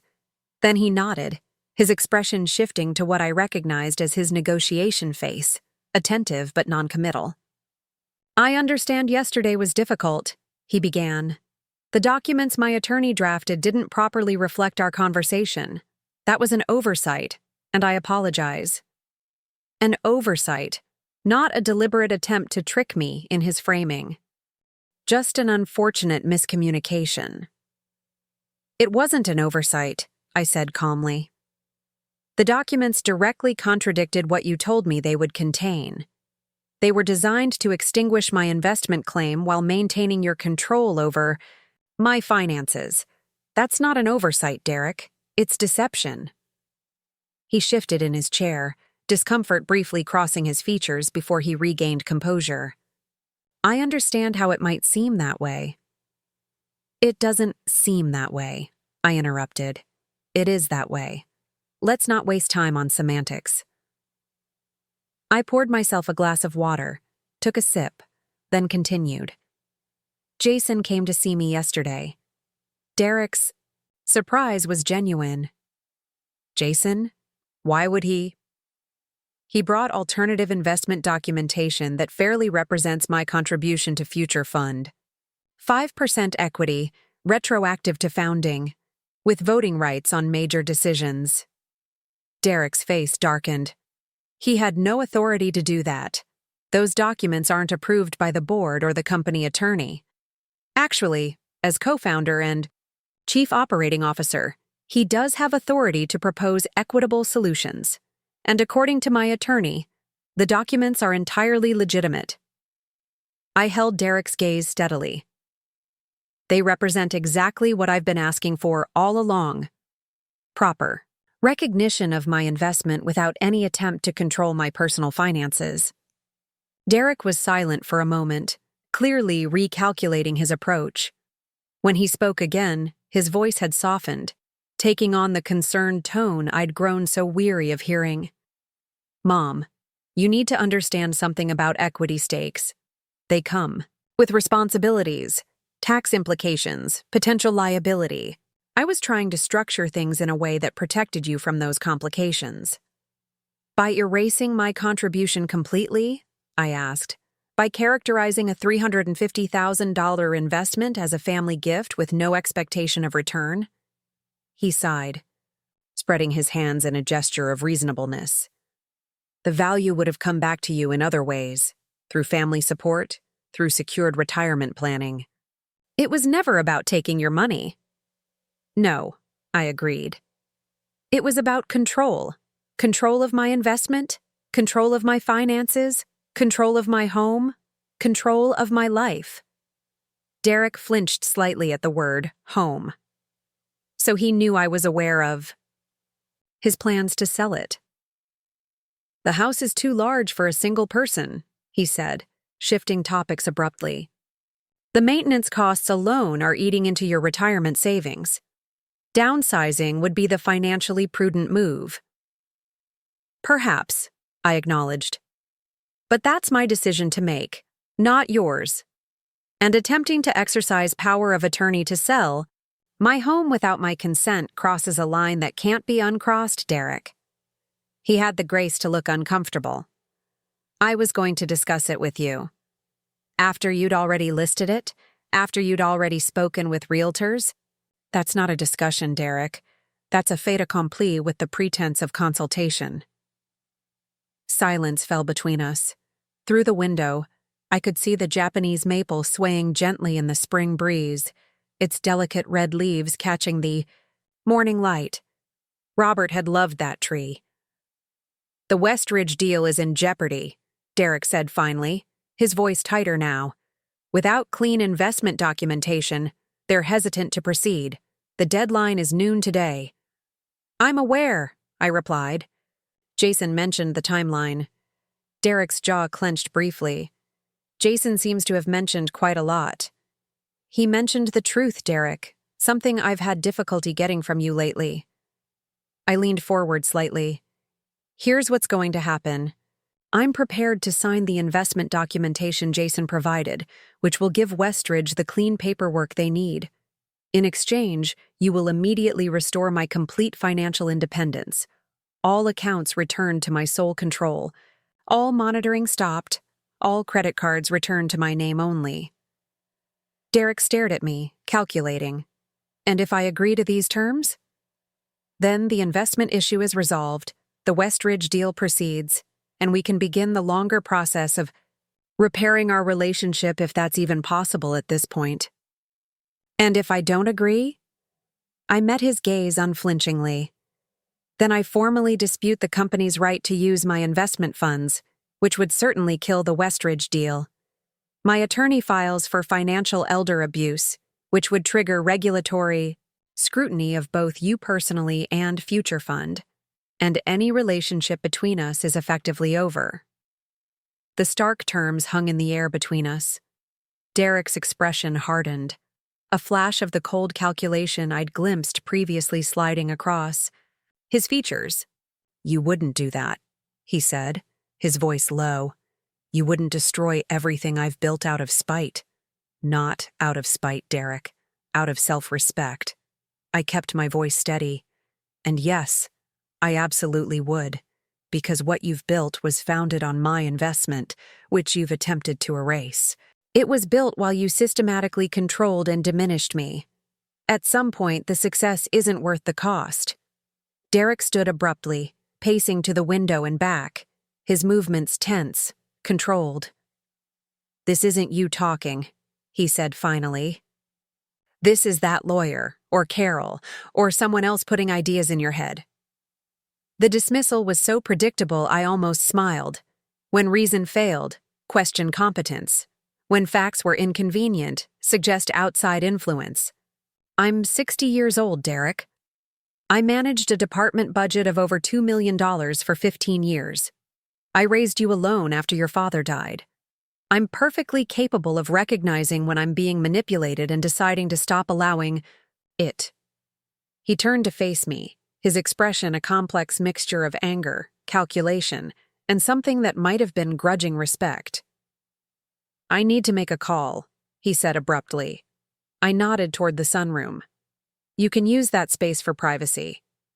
As Derek disappeared into the sunroom, phone already at his ear, I remained seated, maintaining my composure despite the adrenaline coursing through me. The confrontation was unfolding largely as I'd anticipated: initial dismissal, attempts to reframe the situation, and now, presumably, consultation with advisors on how to proceed. Through the partially open door, I could hear fragments of Derek's conversation, his voice tight with controlled frustration. "No, she won't budge. Jason already offered." "Yes, the full 5%. No, that's not an option anymore. The deadline is noon. We don't have time for." After several minutes, he returned, his expression resigned but not defeated. A businessman who recognized a losing position but was already calculating how to minimize losses and find advantage elsewhere. "I'll agree to your terms," he said, sitting down again. 5% equity as documented in Jason's papers. Full restoration of your financial independence. But I want something in exchange beyond just resolving the investment issue." "What is that?" I asked cautiously. "Your public support for Future Fund, attendance at key investor events, testimonials about the company's vision and potential. Essentially, I need you to present a united family front to Westridge and other potential investors." It was a calculated request. Derek knew the value of the narrative. the devoted mother who believed so completely in her son's vision that she invested her own savings to help launch his company. It was a compelling story, one that would resonate with investors, create confidence, suggest family stability and support. "I'll agree to limited public appearances," I said after consideration. "Quarterly investor events only, with advance notice. No testimonials that reference my personal investment amount. And my support is contingent on future fund actually fulfilling its stated mission of helping middle-class families achieve financial security." Derek nodded, relief visible in the slight relaxation of his shoulders. "Acceptable. I'll have Jason bring the final documents for signature this afternoon." "Have him bring them to Elaine's office," I specified. "I'll sign there with my attorney present." A flash of irritation crossed Derek's face at this continued insistence on legal oversight, but he nodded. "Fine. And the financial accounts?" "I'll meet you at First Citizens Bank at 3 o'clock to complete the necessary paperwork. I expect all accounts to be returned to my sole control by the end of business today." "That's not a reasonable timeline," Derek protested. "Some of these processes take days to—" "Your banking contact can expedite everything," I interrupted. "I've already confirmed this with Patricia. All it requires is your signature on the appropriate forms." Derek's expression shifted subtly, surprised that I'd done this preparation, perhaps a realization that I was more formidable than he'd calculated. "3 o'clock then," he agreed. An awkward silence fell between us. The business portion of our meeting had concluded, but the emotional aftermath hung heavy in the air. This was my son sitting across from me, the child I'd raised, the young man I'd supported through college, the entrepreneur whose vision I'd believed in enough to invest a significant portion of my savings. And yet, he had been willing to betray me, to manipulate me, to gradually strip away my autonomy in service of his own control. "Derek," I said finally, "I need you to understand something. What you've done, attempting to control my finances, monitoring my spending, questioning every purchase, planning to sell my home without consent, it's not just inappropriate, it's abusive." He flinched visibly at the word. "Mom, that's not—" "It is," I insisted. "It's called financial elder abuse, and it's not something I ever expected to experience at the hands of my own son."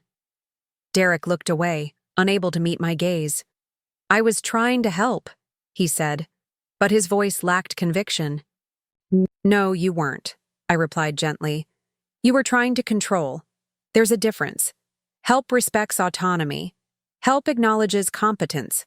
Help offers options rather than imposing decisions." He remained silent, staring at the floor. "I don't know if our relationship can recover from this," I continued. "That will depend largely on whether you can genuinely recognize what you've done and commit to changing the pattern. But one thing is certain. I will never again allow you to control my finances or make decisions about my life without my full and informed consent." Derek nodded slowly, still not meeting my eyes. "I understand." "Do you?" I asked. "Because understanding requires acknowledgement, Derek. It requires you to say, out loud, what you've done." He looked up then, his expression a complex mixture of emotions: anger, shame, calculation, and beneath it all, a flicker of the son I remembered, the boy who had once had a strong moral compass before ambition and control had gradually eroded it. "I controlled your finances inappropriately," he said finally, the words seeming to cost him considerable effort. "I monitored your spending without legitimate cause. I planned to sell your home using power of attorney in a way that wasn't what Dad intended when he set it up." It wasn't a complete acknowledgement, but it was more than I had expected. A start, perhaps, if there was to be any start at all. "Thank you for saying that," I said. "It matters that you can name it, even partially." Derek glanced at his watch. "I need to get back to the office. Jason and I have to prepare for the Westridge call at noon." I nodded, rising. I'll see you at the bank at 3. As I walked him to the door, Derek paused, turning to face me with an expression I couldn't quite read. "Mom," he began, then stopped, seeming to struggle with what he wanted to say. "Yes?" I prompted. "Do you think—" He hesitated, then continued. "Do you think Vanessa feels the same way? That I've been controlling her finances too?" The question took me by surprise. It suggested an awareness, a moment of self-reflection, that I hadn't anticipated. "That's something you need to ask her, Derek. But I would suggest that before you do, you think carefully about how you've structured your financial relationship with your wife, and whether it reflects a partnership of equals." He nodded slowly, absorbing this. "I'll think about that." After Derek left, I felt a curious mixture of exhaustion and exhilaration. The confrontation had been difficult but productive. I had stood my ground, maintained my composure, and achieved the primary objectives: recognition of my investment and restoration of my financial independence. But the emotional toll was significant, leaving me drained and slightly shaky now that the adrenaline was subsiding. I called Carol, who had been waiting to hear how the meeting went. "He agreed to all the terms," I told her. "Jason is bringing the investment documents to Elaine's office this afternoon, and Derek and I are meeting at the bank at 3 to restore my account access."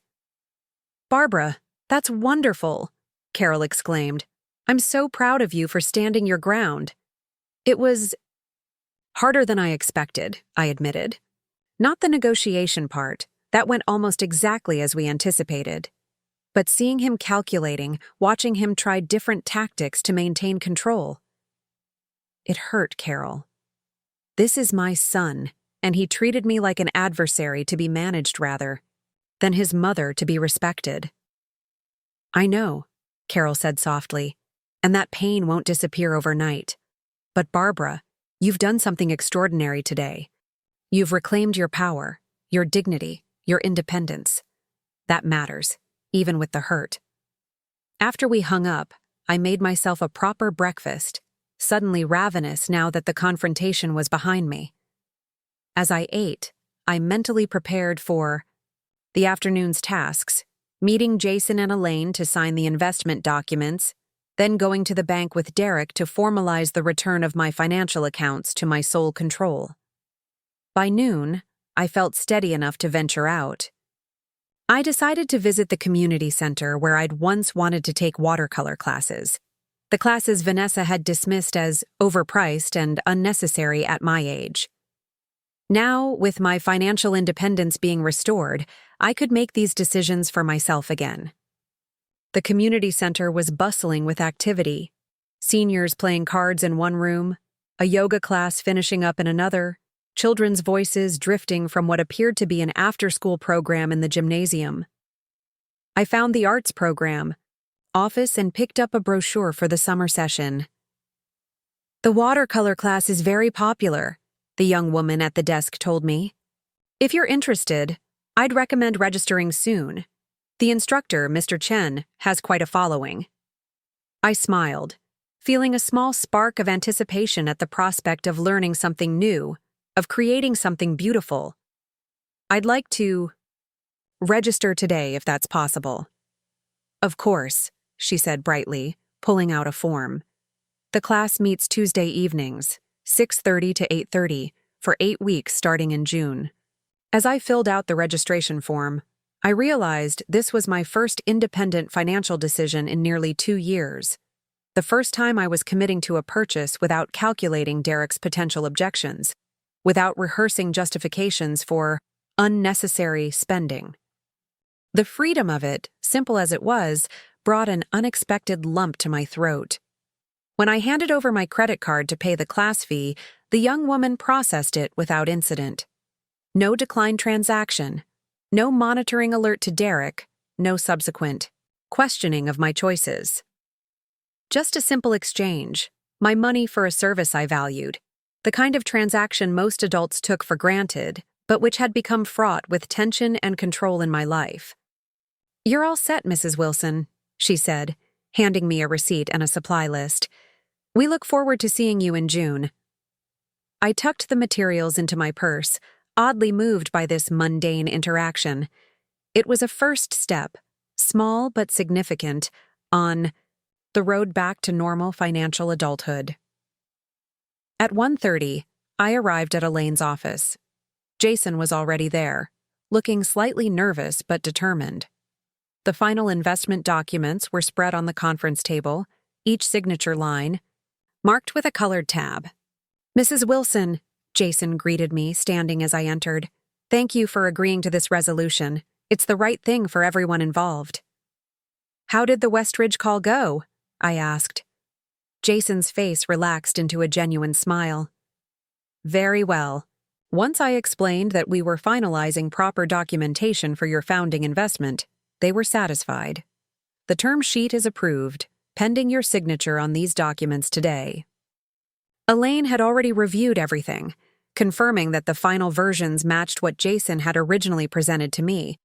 A clean, straightforward recognition of my 5% equity stake, with no hidden clauses or manipulative language. "Before I sign," I said to Jason, "I want to be clear about something. My investment in Future Fund was always about supporting Derek's vision, a platform that would help ordinary people achieve financial security. I still believe in that mission, and I'll support it publicly as agreed. But I'll be watching to ensure the company actually fulfills that promise rather than just using it as marketing language." Jason nodded soberly. "That's entirely fair. And Mrs. Wilson, for what it's worth, that mission is why I joined Future Fund in the first place. My own parents lost their retirement savings in the 2008 financial crisis. Helping prevent that from happening to other families. It's personal for me, too." This glimpse of Jason's motivation, his personal connection to the company's stated mission, reassured me.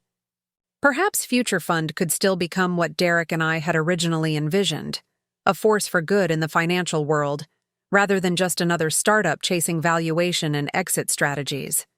I signed the documents, each signature representing not just my legal claim to a portion of the company, but also a reclamation of my agency, my right to be recognized for my contribution. "Congratulations, Mrs. Wilson," Elaine said as I signed the final page. "You are now officially a founding investor in Future Fund Solutions." Jason shook my hand, his expression sincere. "Thank you for your investment, Mrs. Wilson, both the financial commitment and the faith in our vision. We won't let you down." As Jason gathered his copies of the signed documents, he hesitated. "Mrs. Wilson, about Derek. I know things have been difficult between you, but I've known him for years, worked closely with him through all the ups and downs of building this company. He's under enormous pressure, and sometimes that brings out the worst in people." "That's not an excuse for financial abuse, Jason," I said gently. "No, it's not," he agreed quickly. "What he did was wrong, period. I believe he can be better than this. The Derek I partnered with 3 years ago had integrity, vision, a genuine desire to help people. That person is still in there somewhere." I nodded, appreciating Jason's loyalty to his partner even as he had stood up for what was right. "I hope you're correct, for everyone's sake, including Derek's." After Jason left, Elaine reviewed what would happen at the bank meeting. "You have every right to complete privacy in your financial affairs," she reminded me. "Make sure all online access is removed, all monitoring systems disconnected, all statements redirected solely to you."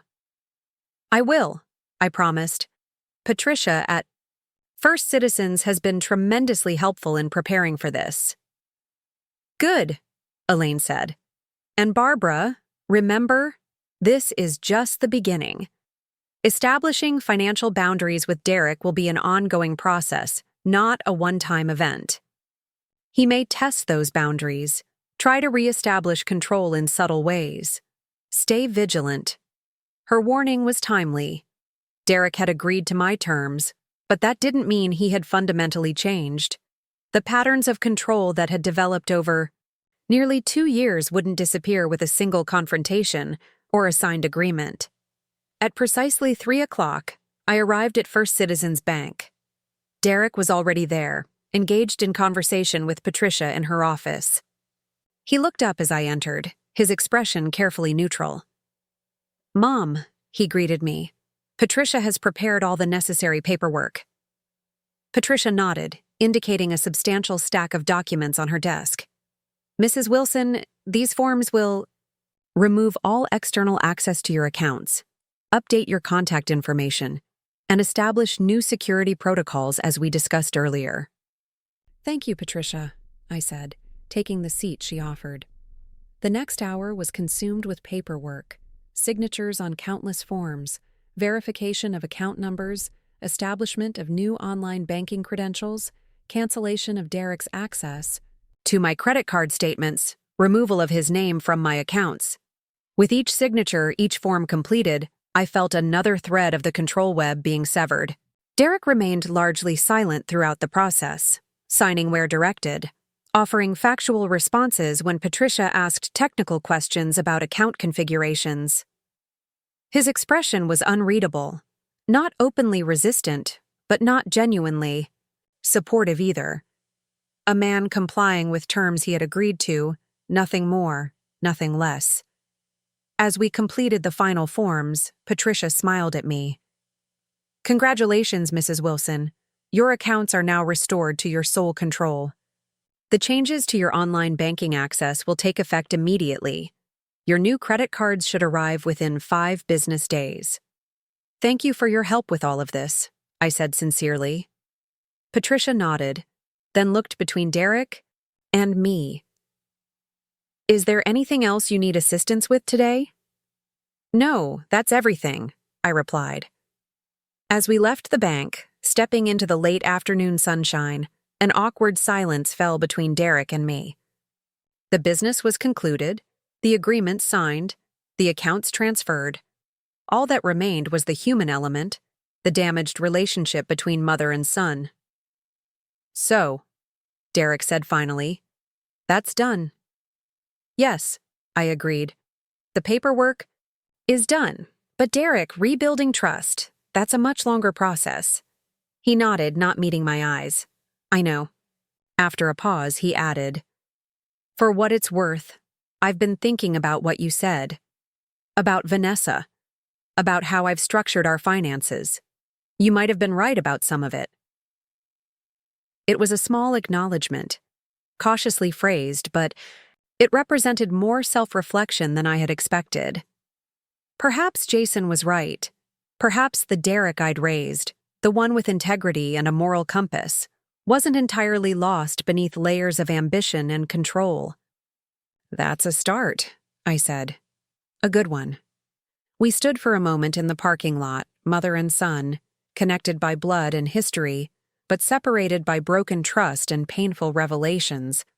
The path forward was unclear, filled with potential pitfalls, and the possibility of further hurt. But for the first time in nearly 2 years, I faced that uncertainty from a position of strength and independence rather than vulnerability and dependence.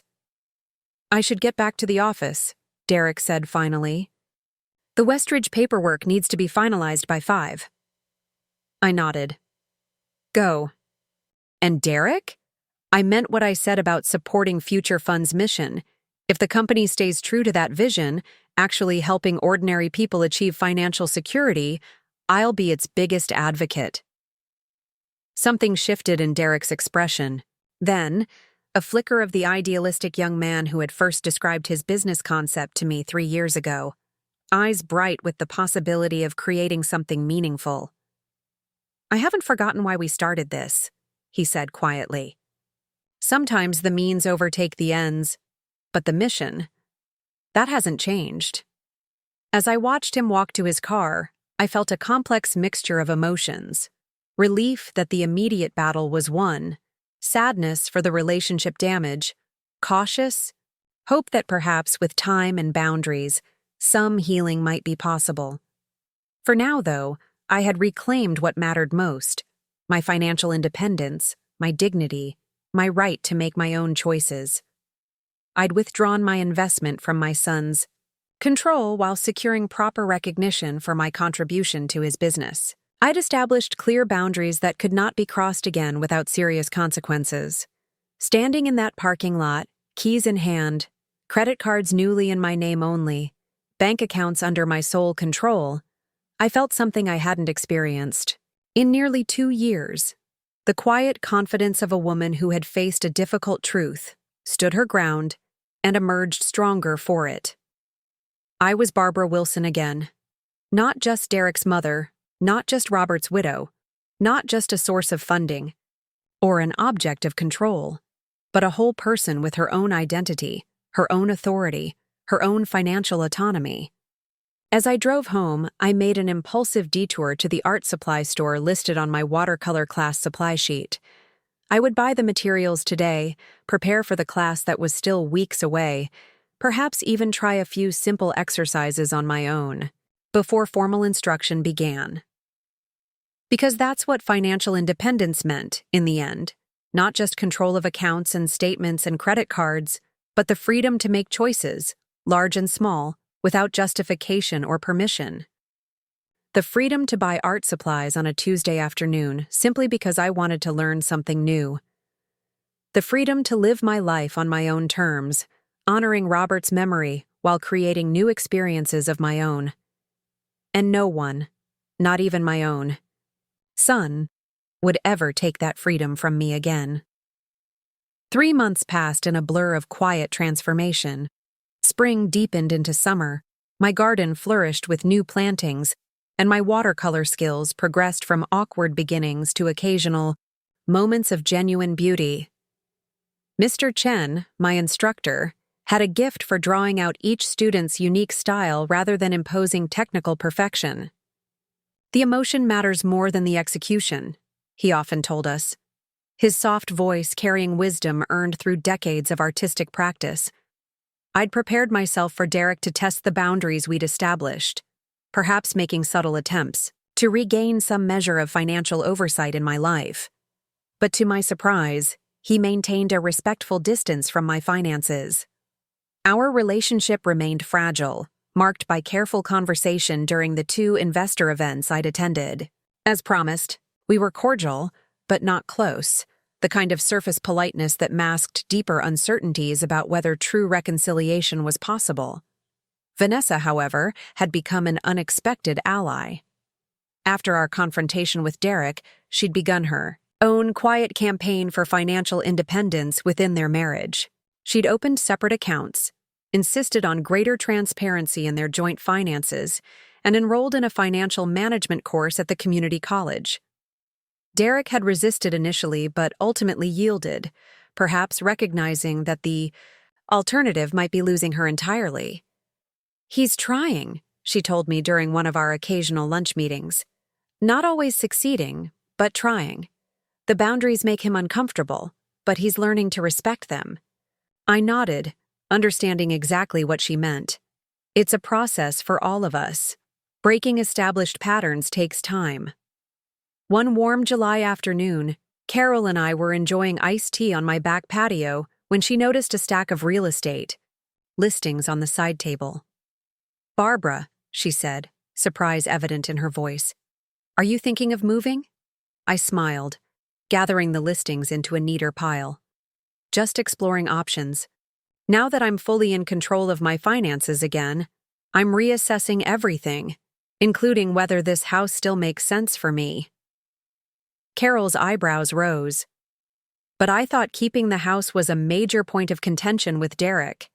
You fought so hard to prevent him from selling it." "I fought for the right to make my own decision," I corrected gently. "Not necessarily for the house itself." I gestured to the expansive garden around us. "This place holds wonderful memories, but it's also more space than I need, with maintenance. Costs that do impact my retirement funds." Derek wasn't wrong about the financial logic. He was just wrong to try making the decision for me. Carol nodded slowly, understanding dawning in her expression. "So you might actually downsize?" "I might," I acknowledged, On my terms, in my time frame, with the proceeds under my control. The distinction matters. The truth was, I had begun to see the house differently in recent months. Where once every corner held precious memories of life with Robert, now some rooms sat mostly unused, gathering dust rather than new experiences. The master bedroom I'd reclaimed after Derek and Vanessa moved out remained sparsely decorated, as if I hadn't fully moved back in. The formal dining room hadn't hosted a proper dinner party since Robert's passing. Perhaps most tellingly, I found myself increasingly drawn to the coastal communities an hour west of Portland. During a weekend drive to clear my head shortly after the confrontation with Derek, I discovered a small arts community in Seaside where retired teachers, healthcare workers, and creative professionals had formed a tight-knit neighborhood of modest homes within walking distance of both the beach and a vibrant main street, lined with galleries and cafes. I'd returned several times since, each visit strengthening the quiet pull I felt toward that simpler, more connected way of living. A place where I might build the next chapter of my life rather than maintaining a shrine to the past. The weekend. After my conversation with Carol, I received an unexpected text message from Derek. Would you be open to having coffee sometime next week? There's something I'd like to discuss. His carefully worded request, free from the entitled assumption of my time that had once characterized our interactions, represented progress of a sort. I suggested Tuesday morning at Pacific Coffee Shop, our neutral territory. When I arrived, Derek was already seated at a corner table, dressed more casually than I'd seen him in months, jeans and a simple button-down rather than his usual business attire. He stood as I approached, a gesture of respect that hadn't always been present in our recent interactions.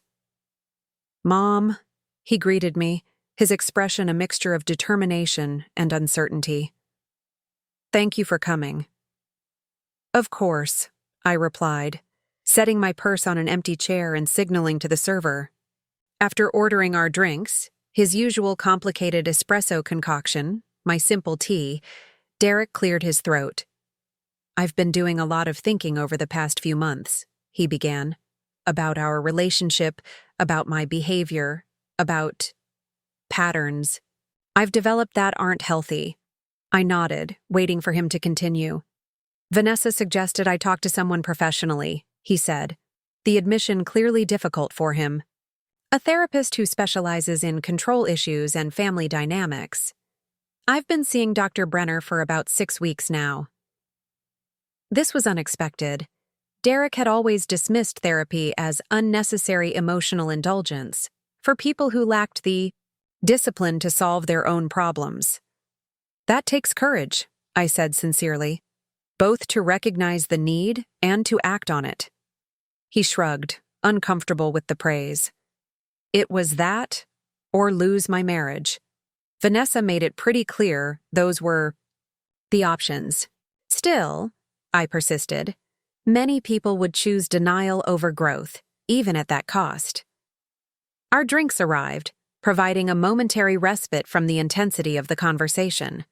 Derek added his usual 3 packets of sugar to his coffee, a habit from childhood that had survived all his adult sophistication. "Anyway," he continued after taking a sip, "one of the things Dr. Brenner and I have been discussing is making amends. Not just apologizing, but actually trying to repair some of the damage I've caused." He looked up, meeting my eyes directly. "I know I hurt you, Mom, not just financially but emotionally. I betrayed your trust in fundamental ways." The frank acknowledgement, free from excuses or qualifications, caught me off guard. This was not the carefully worded pseudo-apology I'd grown accustomed to from Derek when he needed something. "Yes," I said simply. "You did." "I'm not asking for immediate forgiveness," he clarified, "or even expecting that our relationship can go back to what it was before. But I am hoping we can start rebuilding something healthier." I nodded slowly, cautiously optimistic, but wary of premature hope. "I'd like that too, Derek. But it would require real change, not just good intentions." "I know." He hesitated, then reached into his messenger bag and pulled out a folder. That's partly why I wanted to meet today. This is something concrete I've been working on. He slid the folder across the table. Inside was a formal document titled Investment Amplification Agreement. What is this? I asked, scanning the first page. Your original investment in Future Fund has grown substantially with the company's success, Derek explained. But I've been thinking about the opportunity cost, what that money might have earned if you'd invested it elsewhere during these years. This agreement supplements your equity stake with additional shares that reflect not just the growth of your initial investment, but compensatory growth for the delay in formally recognizing it. I read more carefully, stunned by what I was seeing.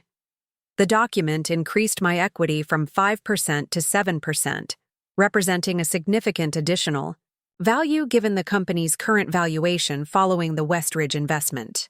Derek, this is substantial. He nodded. It's fair. Actually, Jason helped me calculate what would be truly equitable. He's been... Derek paused, searching for the right words. He's been a good influence, reminding me of our original mission when I get too focused on growth metrics or exit strategies. I continued reading, noting the clean, straightforward language. No hidden clauses, no manipulative terms, just a clear supplemental investment agreement that had already been approved by the board according to the signatures on the final page. This doesn't obligate you to anything additional, Derek added. No more investor events, no promotional requirements. It's simply recognition of what should have been structured correctly from the beginning. I looked up from the documents, studying my son's face. The calculated charm that had characterized so many of our interactions over the past 2 years was absent. In its place was something I hadn't seen in a long time, genuine remorse, and perhaps a tentative hope for reconciliation. Thank you, I said. This is a meaningful step, Derek. He relaxed slightly, shoulders lowering from their tense position. There's something else I wanted to discuss. He paused, seeming to gather his thoughts. Vanessa mentioned you've been looking at real estate listings. I tensed reflexively, preparing for another boundary violation, another attempt to control my housing decisions. But Derek quickly raised his hands in a gesture of reassurance. I'm not trying to influence your decision, he clarified. Whatever you choose to do with your home is entirely your call. If you do decide to sell, I'd like to offer my help. Not my control, not my decision-making, just practical assistance with whatever you need.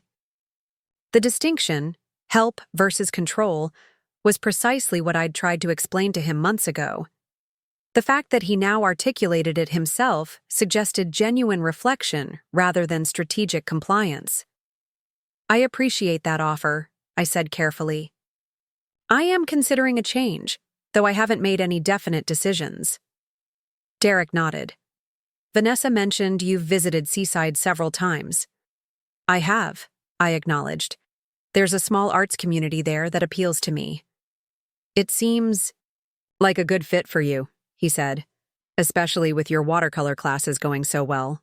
The fact that he knew about my classes, that he'd been paying attention to my new interests without attempting to discourage them as frivolous or unnecessary, as he once might have, registered as another small sign of change. It might be, I agreed, but I'm not rushing into anything. For now, I'm enjoying the exploration process, considering different options, imagining different futures. That makes sense.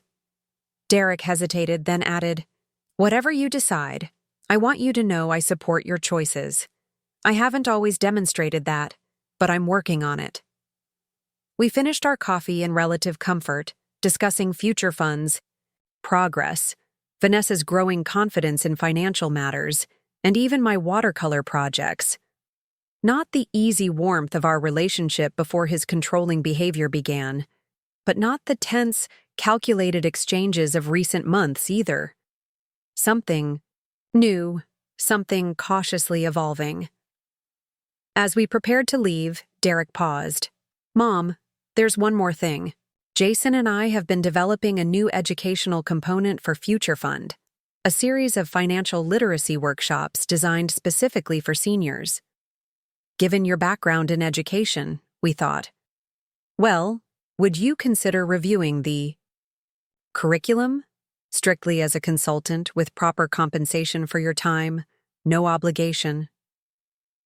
The request surprised me, not just the acknowledgement of my professional expertise, which Derek had often minimized in recent years, but the clear, boundary-respecting framing, proper compensation, consultant status, no obligation.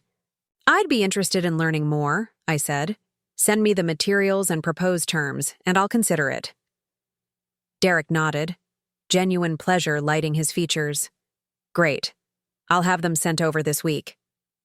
As we walked to our cars, an awkward moment arose, the traditional farewell hug that had once been automatic between us now feeling uncertain, loaded with the weight of recent history. Derek solved the dilemma by offering his hand instead, a gesture that acknowledged both our current distance and his respect for my boundaries. I took it, feeling the firm grip of the businessman he'd become while remembering the small boy whose hand had once trustingly held mine crossing countless streets. Thank you for meeting today, he said formally, and for considering the investment adjustment. Thank you for initiating it, I replied. It matters, Derek, not just the equity itself, but the recognition it represents. He nodded, understanding. My meaning. It's a start. Yes, I agreed, a start. Driving home, I reflected on our conversation, cautious hope mingling with hard-earned wisdom. Derek was making efforts, genuine ones it seemed, to address his controlling behaviors and repair the damage he'd caused.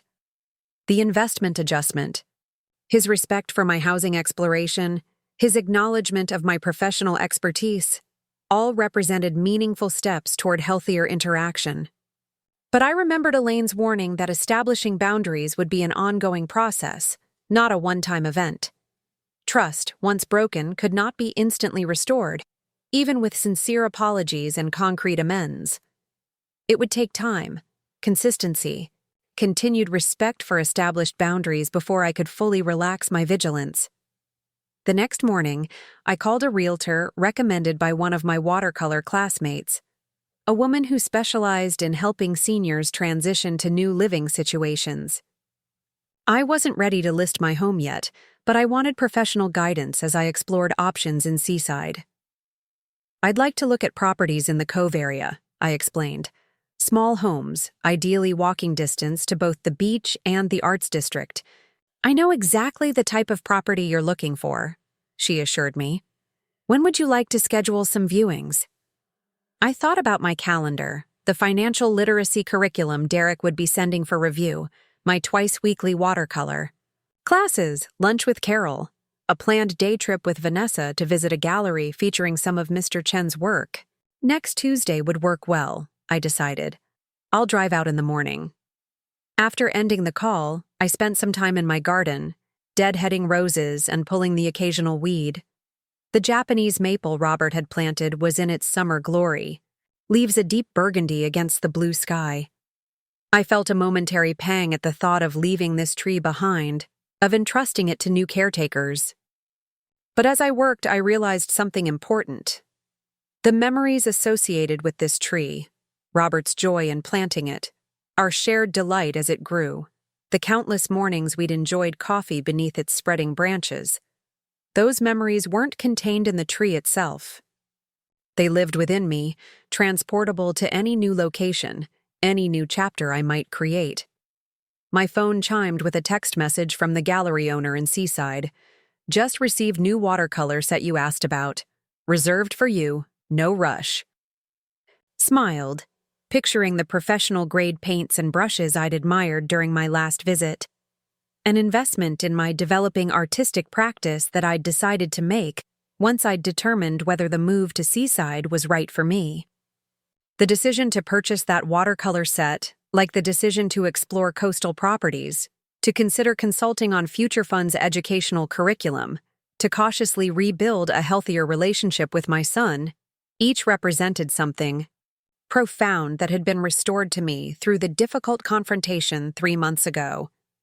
The freedom to choose my own path forward, to make decisions based on my own values and priorities, to invest in the life I wanted to create.